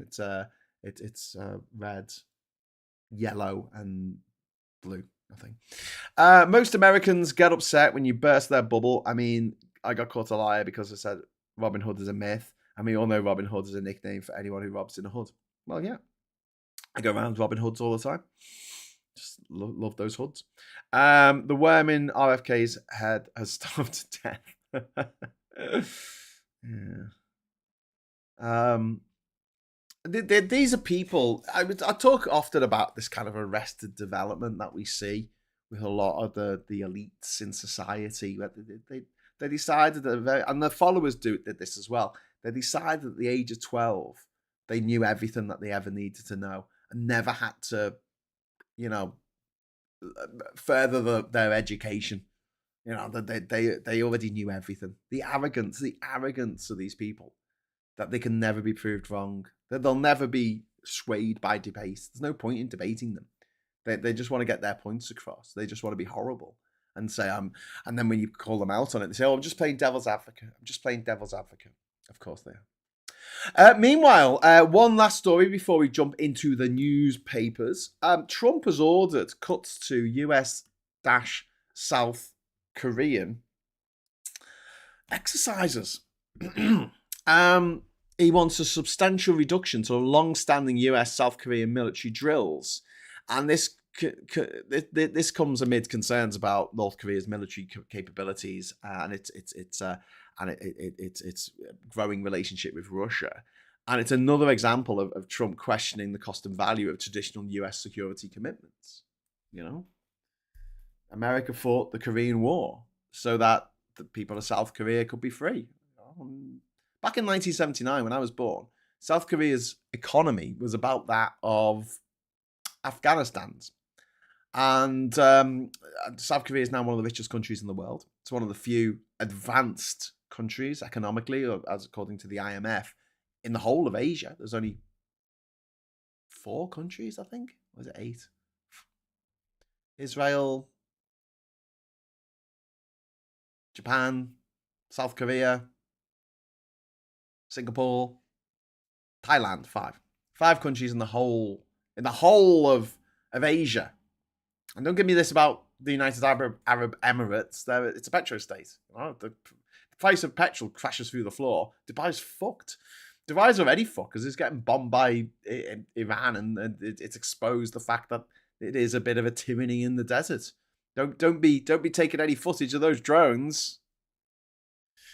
You'd be in trouble.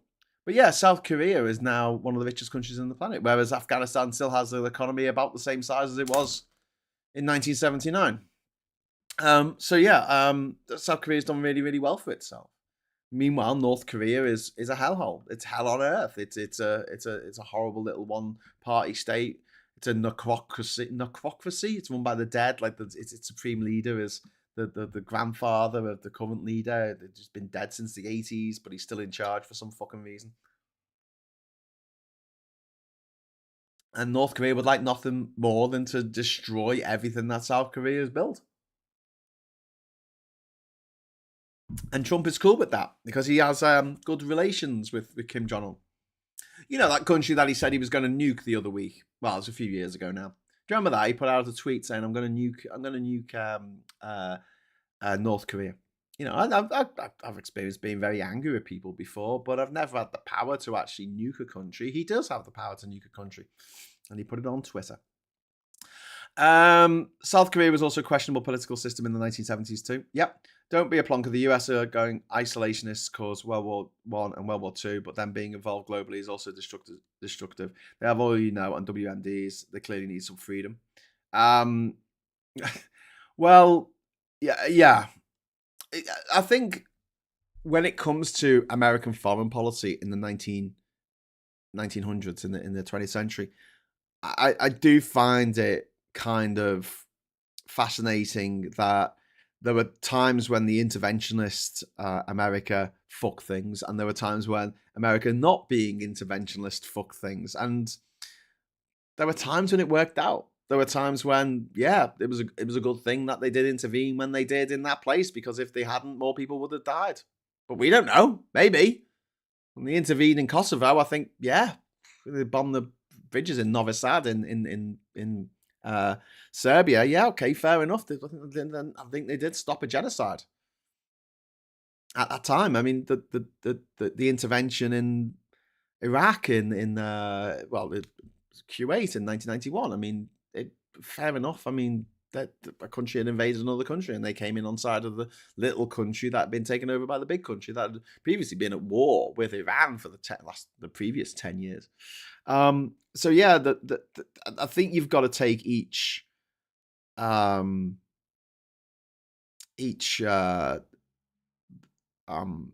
intervention or non-intervention in a way that makes us understand that, you know, this is nothing new. This is nothing new. Britain intervened in all kinds of shit that we had nothing to do with. Russia, I mean, the USSR and Russia, let's just say Moscow. Moscow intervened in loads of stuff. It's still doing it now in Africa. China is all over Africa as well. You know, the countries intervene in other countries, and whether that results in the country in question doing well out of it or not doing well, I mean, I don't think it's an entire lottery. I think the fact that Singapore is doing well right now, even though it's a benevolent dictatorship, is a lot to do with the way that the handover, the Malay Peninsula, was handled by the British. A lot better than the handover of many African former colonies. A lot better than the handover of India, Pakistan. And there's I think it's too easy to just go, this was all about, you know, and everything America did in foreign policy in the 20th century was all bad. I don't think it was. I don't think it's all good either. You know, I think there's awful things in there. There's times when there was a decision to be taken and it was clearly the wrong decision. There were times when absolute fucking warmongers like Henry Kissinger were allowed to just fucking do what the hell they wanted, and then he was given the fucking Nobel Peace Prize. That blows my mind. How the fuck does Henry Kissinger get the Nobel Peace Prize? That'd be like Trump getting the Nobel Peace Prize, which he's never going to get, by the way. You don't get it if you start wars. The South Park episode about Trump tweeting and North Korea is up there with the best. US only got involved in World War One when it was clear who was winning and the Allies had run out of cash, and they really brought. So that one was a Spanish flu. Benny Larson said, "Doesn't the Welsh flag also feature an extinct animal, or were the Swedish right when they wrote 'Here be dragons' on maps of Denmark?" I don't have that much of a sore throat. Well, I was thinking of dragons, and I was thinking of the unicorns as well, but I don't think they ever existed.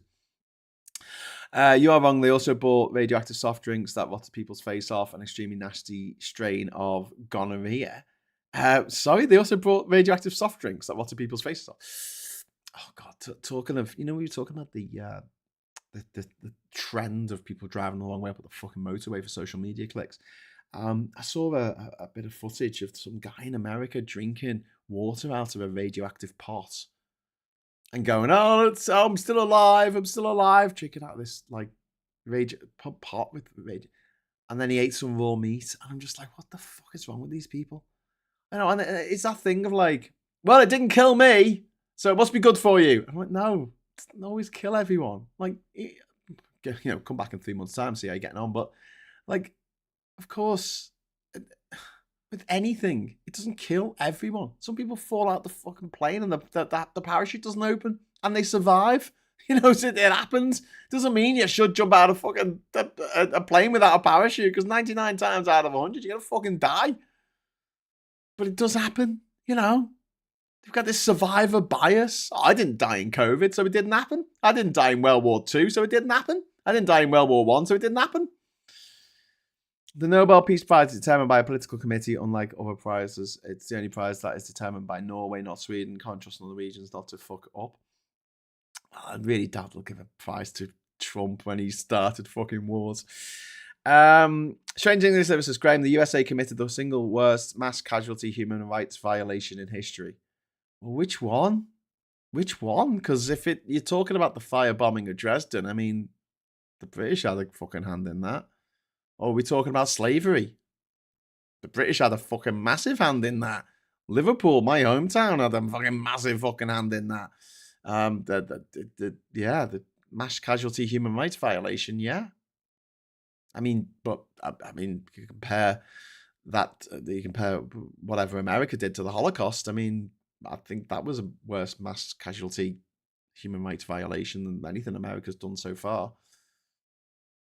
I don't know. I don't really think it should be a league table, to be honest with you. It's a bit odd when you mentioned about 6 million people being killed, Jews being killed in the Holocaust, and someone will bring up the fact that more people died in Soviet Union, and I'm like, so what?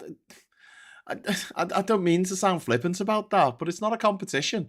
There can be two bad things at once. Just because something is worse, the more people died under Stalin than died in the Holocaust, just because that it doesn't make the Holocaust like not as bad. It's a weird thing to compare it against. Mind you, the British did stop the slave trade only once it became unprofitable as a result of the Industrial Revolution. Very convenient timing, isn't it? The end of the era of slavery and the beginning of the Industrial Revolution. Pretty much the same time.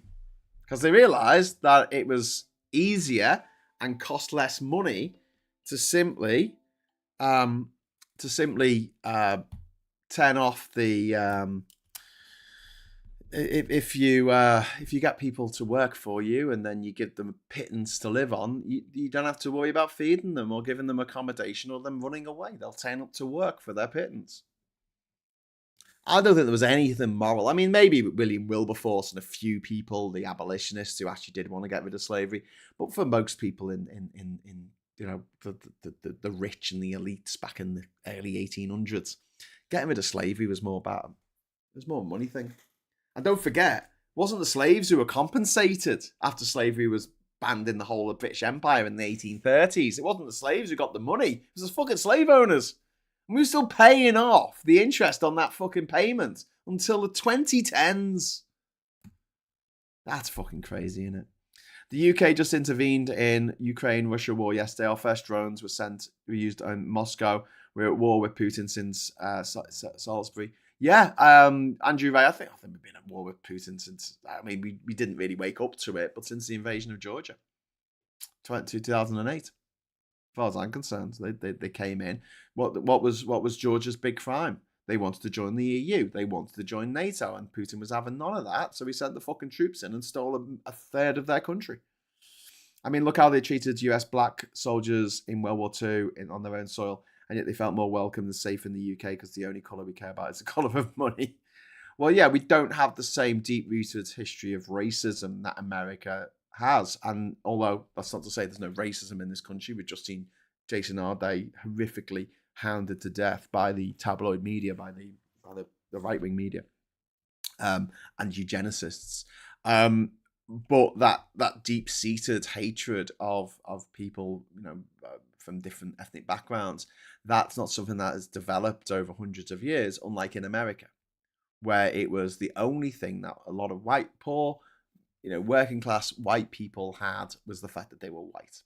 They had dignity, and they were allowed into spaces that black people were not allowed into. And that gave them a sense of well-being, gives me a tremendous sense of well-being, like feeding the fucking pigeons. Yeah.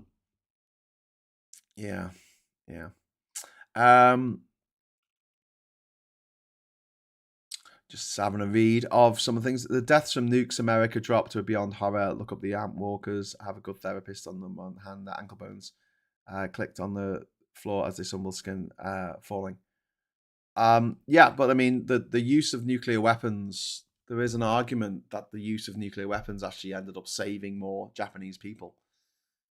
Don't forget, the way that the Japanese were fighting in World War II, they would not have survived. They would not have won, right? But all these places that you go to in the Pacific Ocean, like places in like the Palau and the Federated States of Micronesia, the Marshall Islands, the Solomon Islands, Guadalcanal, where there are these horrific battles, and there were women and children who had been moved over to these islands by the Japanese to be with their husbands who were fighting in the war, and they killed themselves en masse because of the shame and dishonor of that island being taken back by the US or by the Allies. And before the invasion of the proposed invasion of Japan, the American top brass, I think they minted something like 5 million Purple Hearts because of how many people would die. They knew how many soldiers would die trying to take Japan by conventional means. And we talk about people suffering and people dying, and it's a horrible question. Do you kill 100,000 people in order to not have to kill 1 million? I hope I never have to make that decision. But I'll tell you this now: if that ground invasion, or the invasion of Japan had gone ahead as planned before, because don't forget, a lot of people in the top brass of the American military didn't even know about the nuclear bomb. They didn't know about it. It was a big secret fucking project. They didn't know what these scientists were doing in Los Alamos. They were planning to storm the beaches of Japan, just as the beaches of Normandy were stormed. But Europe didn't have the culture of, okay, I've been, the shame on my family, the shame on my name is so bad that I'm going to commit suicide and drag me. There's a place in Palau which is called like Suicide Point, where the women and children jumped off the fucking cliffs because they were so ashamed at being the place being taken over by the Americans, and they were lied to. They were told that the Americans would come and do horrible things to them. So yeah, I mean, this is the thing with history. This is the thing about decisions that were taken in history. It's never black and white, and we'll never know. I mean, one thing we can say is, thank God for Alan Turing.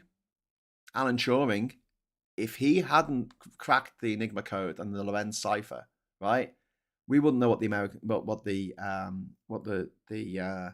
Nazis were up to, and we probably would have still won the war, but it would have taken an extra 2 years and millions of deaths. And don't forget, they surrendered in May 1945, and the bomb was ready like a month later. If that bomb had been ready, and the Nazis were still refusing to give up, it might not have been just Nagasaki and Hiroshima having the bomb dropped on them. It might have been Dresden. It might have been Munich. It might have been fucking Berlin. So yeah, when you look at history, I mean, it's like I say, it's never black and white. And I would hope that I would never ever have to make that kind of horrific decision. I mean, it's a trolley car problem writ large, isn't it? How are you going to do you do this, which will end the war quickly, which it did, I mean, if they dropped those bombs and the war didn't end, then yeah, fair enough. That would have been completely horrific on all levels. But it did end the war, and maybe it saved lives. I don't know. We could have a very interesting conversation about this. German POWs in Texas could eat in their cafes, which their Afro-American guards couldn't enter. Yeah. Well, wasn't there a thing about like the black athletes in Berlin in 1936 and the Berlin Olympics in 1936 when they treated better? Am I making this up? When they treated better than in Nazi Germany than they were in their home country of America? That's crazy, that, isn't it? In World War II, Americans tried to enforce segregation on black soldiers in other countries' army bars. Canada told them to fuck off. There's good evidence saying that Japan surrendered because they were more worried about Red Army's advances than the A-bombs. Yeah, I mean, again, like War and Peace, yeah, there's evidence for a lot of things, but we can argue it one way or another. All I'm saying is I would not like to have been the person. I would not like to have been fucking Harry Truman and had to make that decision. And then live with the blood on my hands for the rest of fucking eternity. Farage investigation reopened by parliamentary commissioner after by-election win. It says Uncover the News. Yeah. It was started at 9 o'clock on 9 o'clock in the morning. He won his election against the bin at 6 o'clock in the morning. It was announced, and then 9 o'clock in the morning on Friday, the parliamentary investigation had reopened. The death of FDR has much to do with the dropping of the bomb as anything else. I don't think FDR would have done it so quickly. Well, Boltkov, also, I mean, to bomb a city as well full of people is horrific. Like, why couldn't they have just set the bomb off somewhere where not many people would have died? It would have still sent the same message. But then the bomb was dropped on Hiroshima and the Japanese still didn't surrender. I don't know. But look, the Japanese were fucking horrific during the war. You know, you want to read about the rape of Nanking and what they did in China and what they did in Southeast Asia. I mean, the crimes they committed. There was a case in Nanking where the Nazi ambassador for the fucking Nazi Germans, right, was like, this is a bit much.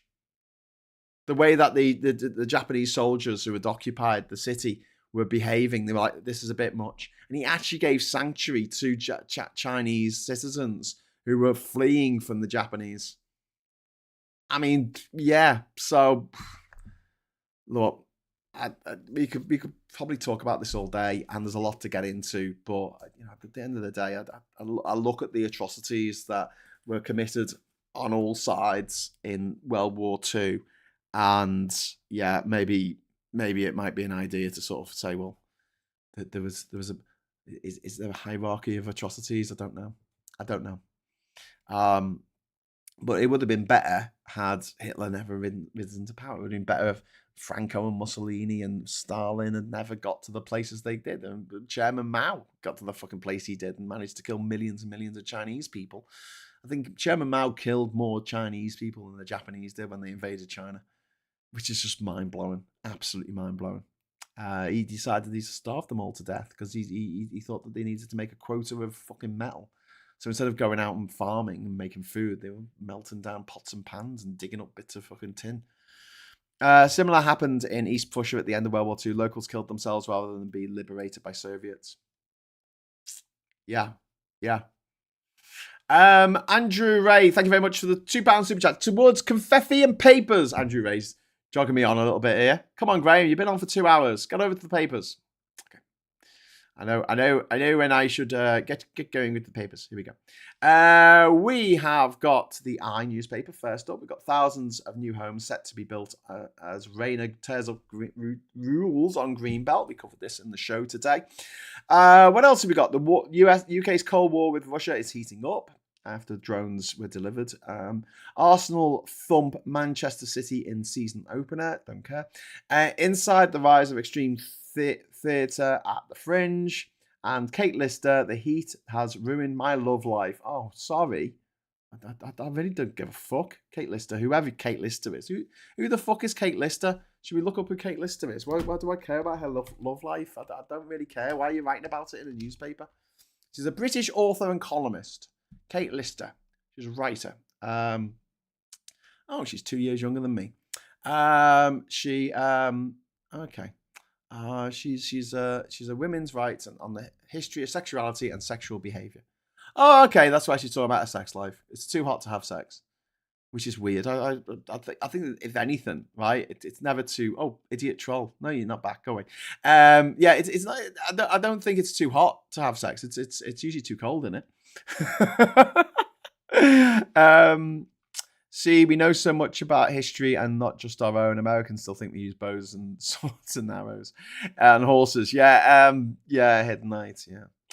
The USA Army Air Force put a no-bomb order on Hiroshima and Nagasaki as well as another town, so they would be able to measure the effects.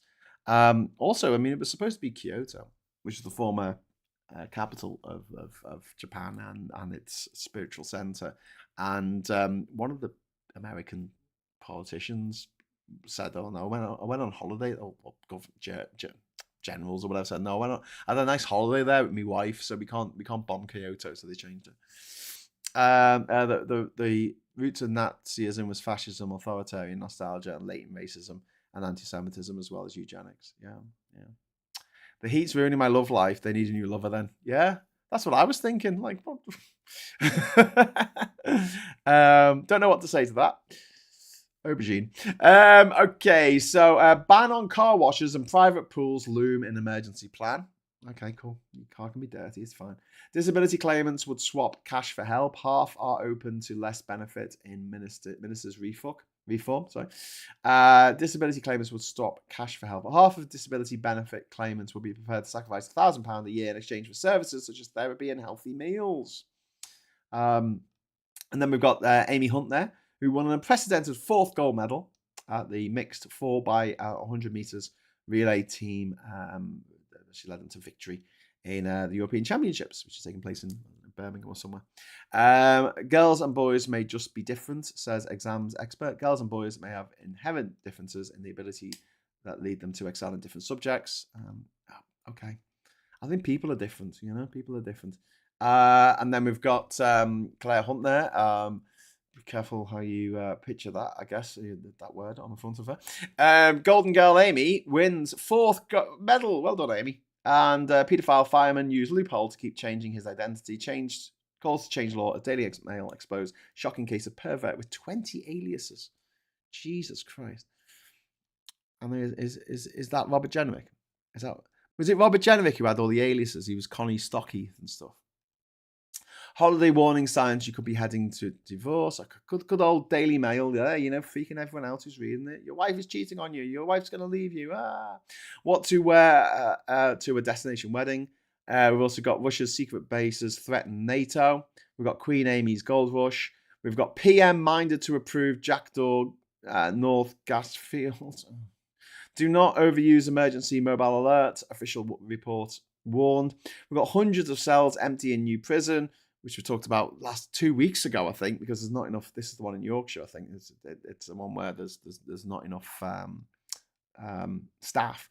BBC harassed my family. Trump claims. All right, mate. Investigate Arday media onslaught. Yes, absolutely. This is a petition that has been put up by the Good Law Project to instigate Arday media. Investigate. Sorry, not instigate. Which we need to do along with Leveson 2. Octopus put pensioner cash into failed deals. Okay. So Octopus there. I don't know if octopuses are particularly good with finance, but there you go. Clever octopus. Working all the different computers in Wall Street, I guess. Yeah, I was just thinking about that troll that we had earlier. You're not laughing now. He's just made up that a black man's killed himself. Just that he's made up. He's dead happy. He's like, yay, this is what happens, innit? For being what? I mean, what the fuck? The fuck goes through some people's heads? I mean, The academics are accused of all kinds of stuff all the fucking time. We don't even know if it's fucking true. We don't even know if he did plagiarize any of his thesis. John Moores University don't think he did. They do test for this stuff. They do look for it. The whole point of academia is it's all peer researched. And this fella, Jason Arday, I mean, he did well for himself. This is a kid who was autistic. No matter what where you look at it, he was autistic, and he managed to overcome that and be an inspiration to young black kids everywhere, or young kids out everywhere. I think. Fascism is ultimately an ideology of state power, whereas capitalists want their own little fiefdoms to rule over, in my opinion. Yeah. Well, I think that's the dichotomy at the heart of the libertarian movement, isn't it? The libertarians aren't authoritarians necessarily. They want freedom to do whatever they want to do. So, for instance, drugs, right? Libertarians want to be free to take drugs. They also want to be free to have abortions. They want to be free to have, build things wherever they want. Whereas authoritarians want control over the way that other people do that. They want to say, no, you can't have that abortion. No, you can't have that tattoo. No, you can't build that thing in that place.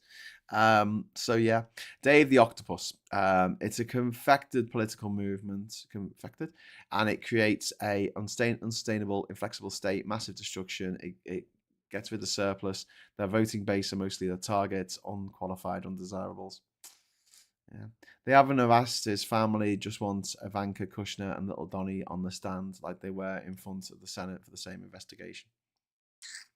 Yeah, in my opinion, it's more accurate to say that fascism is a result of late-stage capitalism than the same thing as it. No, because we had fascism before late-stage capitalism, and we're in the phases of late-stage capitalism now. Fascism predates that. I mean, fascism predates capitalism, really. I mean, you go back to the ancient Rome. That's what the fascists. That's where they get their name from, and that's also the symbol of ancient Rome with the bundle of sticks, wasn't it, with the axe in it, which is the fasces. Yeah. But yeah, libertarians all imagine they'll be the warlords of their tiny tribe. Librarians are similar, just with that ISBN number thing. Yeah, libertarians are fucking. They're rich kids who are anarchists because they can afford to be. They don't need society. Or they don't believe they don't need society. They don't credit society with helping them get where they are in life. Even though it was society that bought all their stuff that they made all their money out of. We're entering a golden era for dementia research. Tests and treatments that were unimaginable a decade ago now within reach. Well, I hope this is true. I don't want anyone to go through what my dad's gone through. The heavy price of Europe's drought, business book of the year, the contenders, election trail, Lula pitches to a divided Brazil. Is there another election in fucking Brazil? Jesus Christ. That came out quickly. Demon words, I know it's pronounced Demon, isn't it? But I'm going to say Demon. Warns Healy not to raise bank taxes or risk driving finance jobs away. Pre-budget lobbying drive, JP Morgan chief fears windfall levy, lenders viewed as juicy targets. Yeah. Juicy fucking target. House builder profits set to fall 12% as relentless grind of high cost drags on. Good. London faces hefty bill to keep floodgates in shape. Yeah, they've got the Thames barrier, haven't they? Have we got any other barriers? Have we got any barriers for anyone else? No, just London gets all the barriers, doesn't it? Of course it does. American voters feel worse off under Trump. Refucks welfare pledge, which I've just mentioned. The Burnham's North Sea test. The Prime Minister's approach to the fossil fuel industry and climate policy were put to the test as two key decisions loom on the future of the Rosebank oil field and the Jackdaw gas project. OpenAI reshuffles chafe. I don't know what that means. Strikes pound Moscow. Car makers fight oil crisis. Deadly Lebanon attack. Jane Street takes big loss. Poor old Jane taking a big loss. Like that, whoever she is. I only respect libertarians that only use roads they built themselves, yeah. And walk home using street lights that they installed themselves. That whose power they make themselves. Ariana pitch perfect after wobbles. This is the worry about Ariana. She's got another few gigs to do in London before she pulls back from public life a little bit. I really don't think this is a good idea to be lauding her at the moment when she's clearly not feeling well. And we've spoken about this before, and my issue here is not with Ariana herself. If she needs the support, I hope she gets it. It's the people around Ariana that I really worry about. Not in terms of I'm worrying about them physically or mentally or whatever. I worry that they're just out to get money, and they're just feeding her bullshit to keep the money machine going. But Ariana Grande does not look healthy, and as someone who is inspirational to a lot of young girls, then it's not a look that I think they should be promoting. But yeah, anyway, Water Cheek won't be the first time you'll see this pun today. Surge pricing for bills. Anger as government backs firms' bids to make you pay more in a drought. They claim bills will fall, but it's penalising us all, says campaigner. And there's a shot there from the new Beatles movie. The Beatles are having a movie. And also Simon Smith says, yay! And Dear says, yay! And Ice Boo says, confetti! So I did tell I would offer up some Boba Fetty. So I'm pressing the special Boba Fetty bus. The Boba Fetty bus. The Boba Fetty button. So here you go. Thank you very much for the super chats. 3, 2, 1. Boba Fetty. Look at my head. It's a Boba Fetty head. It's a Boba Fetty head. Boom. Okay, thanks very much for everyone who's chipped in. I'm going to wrap up soon because we're coming up to 12 o'clock. I can't call it morning brew if I go past 12, can I? But yeah, surge pricing for bills. So they're going to charge us more for the water that they should have built reservoirs for, but they didn't because the shareholders needed money. And the leaks that they should have attended to, but the shareholders need the money. And the rivers that they shouldn't have put in shit in, but the shareholders need the money. Meet the new Flantastic Four, says the Mirror. Some problematic people there. And then we've got horror attack probe, murder by dog, owner of German Shepherd arrested after 55-year-old man dies. Man set his dog on another man. Horrific story there. We've got Heidi High, Sue Pollard on Royal Bosoms, famous friends and a sense of style.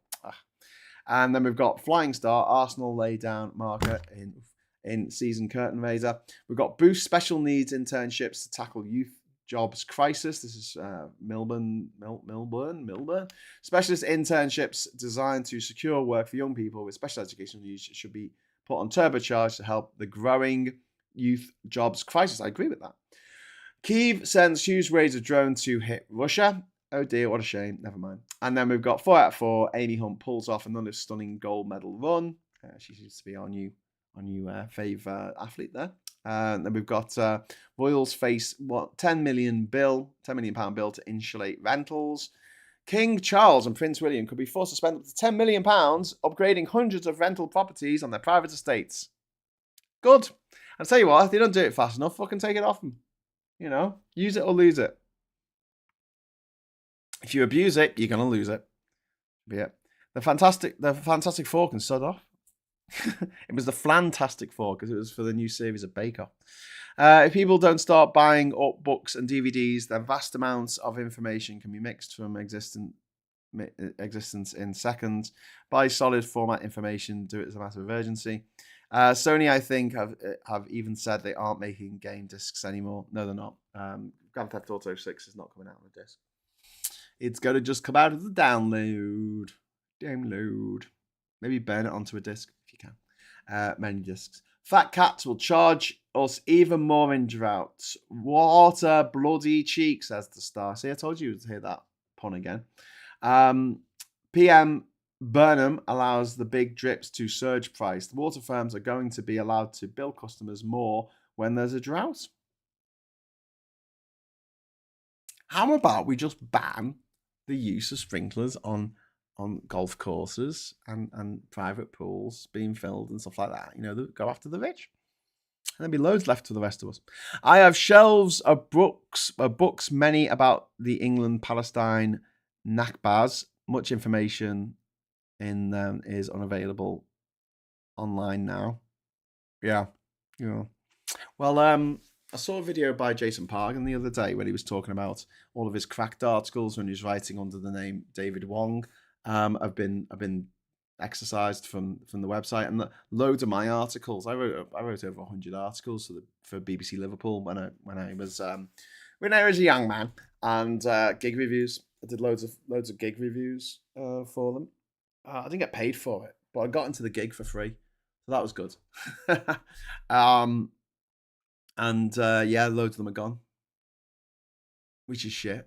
Some of the reviews are really good. Some of them are shite, like, but you know, Jenrick, that noodle-armed weirdo, has never done a hands turn in his life. No, he's a spoiled little nepo baby rich kid. Sony aren't publishing GTA 6. That's a Rockstar decision. Yeah, but I mean, on the PlayStation, which is a Sony PlayStation, then you're not going to be able to buy a disc, are you? I don't think. I don't know. I don't. Will the water companies charge less in the winter? I don't think so. Maybe. So Sony used to own Psygnosis in Liverpool, which published Lemmings by DMA Design. And DMA Design went on to become Rockstar, and make the GTA games. And David Wong, didn't he write John Dyers in the end? Yes, he did. His real name is Jason Pargan. He's really worth a follow on TikTok. Although he's put a lot of stuff on what's it called? Facebook now. But he's well worth a follow. He puts up interesting videos. Same for 1910 through 1950. My book collection contains loads of texts that are unavailable online. The Victors Write the History of the Internet has made it the work of seconds. Yeah. For me, I don't like CDs. They get scuffed easily. I remember getting Fear 3. The game was broken and all the discs had to be recalled. Jesus. I have shelves full of books, mainly written by Roger Hargreaves. Mr. Men fame. Lemmings, now that's a blast from the past. Yeah. The greatest games ever for the Amiga. It was packaged with the Amiga for the Cartoons Classic Edition with the terrible games, like 10% games. Captain Planet, which was fucking awful. It was unplayable. And Bart versus the Space Mutants, which was just absolute fucking shite. But Lemmings, a puzzle game, was like really popular in the same way that Tetris was really popular on the Game Boy. I think Tetris is still probably the best-selling game of all time. Is it? I don't know now, but you have to, GTA 5 or whatever. But yeah, I believe Tetris did quite well for itself. Because puzzle games just have a bit of a longer shelf life, don't they? It's disheartening how fast and unnecessarily we're heading for digital dystopia. People let the billionaires win because of temporary convenience. It is disheartening, Farsight, and people will do anything for convenience. Do absolutely, they'll be prepared to give up anything if it means that it makes life more convenient for themselves. And that's something that Jeff Bezos intrinsically understood in the 1990s when he launched Amazon with a massive fucking loan from his uncle. Bible is stories curated, edited, retranslated. It's a shock if any of it was made up in the. It's a shock of any, if any of is as it was made up in the first place. Yeah, it is a bit Chinese whispers, isn't it? Tetris is still the best-selling game. There you go. Puzzle games, mate. Puzzle games. Get your brain into gear. Get your brain into gear. Okay, so Castle Wolfenstein should make you all wince a bit now. 70s and 80s babies in chat. Why should Castle Wolfenstein make us wince? I mean, the graphics weren't very good, but it was a great game. Wolfenstein 3D, and you had to fight Mecha Hitler, and when you killed him, you went, Eva, I'm free to Jane. It's great that. I mean, Sony's store was robbing us by making us pay £10 more for a digital game than would have been cheaper on a disc. I still have Windows 3.11 version of Bart Simpson vs. Space Mutant. That game was tedious to complete. It was shite. It was just a shit game, wasn't it? It was just, there was a problem with a lot of those games from the 80s and early 90s that were like film tie-ins or TV show tie-ins. It was fucking shite. Do you know what? The one exception that proved the rule was GoldenEye on the N64. One of the greatest games ever created. That I know I'm old. I know I'm like, back in my day, games used to look like this, but it was a phenomenal game. Absolutely phenomenal. Great music as well. And the pause music was fucking great. Anyway, thank you all for joining me this morning, which is now this afternoon. I'm going to make my way out now. I might do some writing this afternoon. It depends. Like I say, my schedule this month is going to be disrupted by having to drop kids off at things and go places and meet people and stuff because it's the summer holidays. Normal service will be resumed in September, I promise you. Maybe not the first week in September because I'm planning to go to Liverpool then. But I will be trying my best to sort of stick to a schedule. But do me a favor, right? If you enjoy coming together and having a chat about stuff, ranging from lemmings to the Holocaust to the bombing of Hiroshima to what's happening in the news today, please give this video a like. If you're not already subscribed and you're watching some catch up or something, please subscribe to the channel. And if you are subscribed, more important than ever, please hit the bell notification icon so you know when I'm going to go on live. Because it might not be 9 o'clock every morning like it normally is. I might put a thing up at 9 o'clock saying I'm going to come on at 9:30 or 9:15 or something like that. I'm going to try and do a show tonight with Scott. We're going to try and do a stateside. I haven't done one for a while. And we want to rip into what Trump's been up to in the last few weeks and have a bloody good laugh about it, because he's just, you got to laugh at them. That's their weakness. You just got to laugh at them. They hate being laughed at. Elon Musk hates being laughed at. Trump hates being laughed at. And it's the way to get under their skin in a way that we can't with calling them fascists or calling them Nazis or saying that what they're doing is wrong and morally abhorrent. They don't care. They don't care. But you laugh at them. They care about that. They care about that. They don't get their way and you laugh at them for not getting their way. Okay, so thanks very, very much for watching today. Thank you very much for the super chats. I really, really appreciate it. I know we're sort of all feeling it at the moment, and any kind of contribution to the channel is very much appreciated. I will try and get my the end sequence credits sorted out, so it's actually got the correct names of people who are still members of the channel. If you're thinking of joining the channel, you're very welcome to do that as well for a few quid each month, and you get access to the Discord server. And like I said earlier in the show, if you haven't got the money to be joining the channel and you haven't got access to the Discord server and you would like to keep the conversation going with others, please just get in touch with me, grahamdavidhughes.com. There's a contact box at the bottom. Write me a message and I'll send you a link, okay? If you're a regular, all right? If I've never heard of you before, I'm just going to say, but if you're a regular, I've seen your name in the chat, then you're very welcome. You're very welcome. Okay, thanks very much, everyone. See you later. Annie, Benny, SG, Martin, Andrew, Farsight, Hidnight, all of yous. Until next time, I'll say hello, good evening, welcome, and goodbye.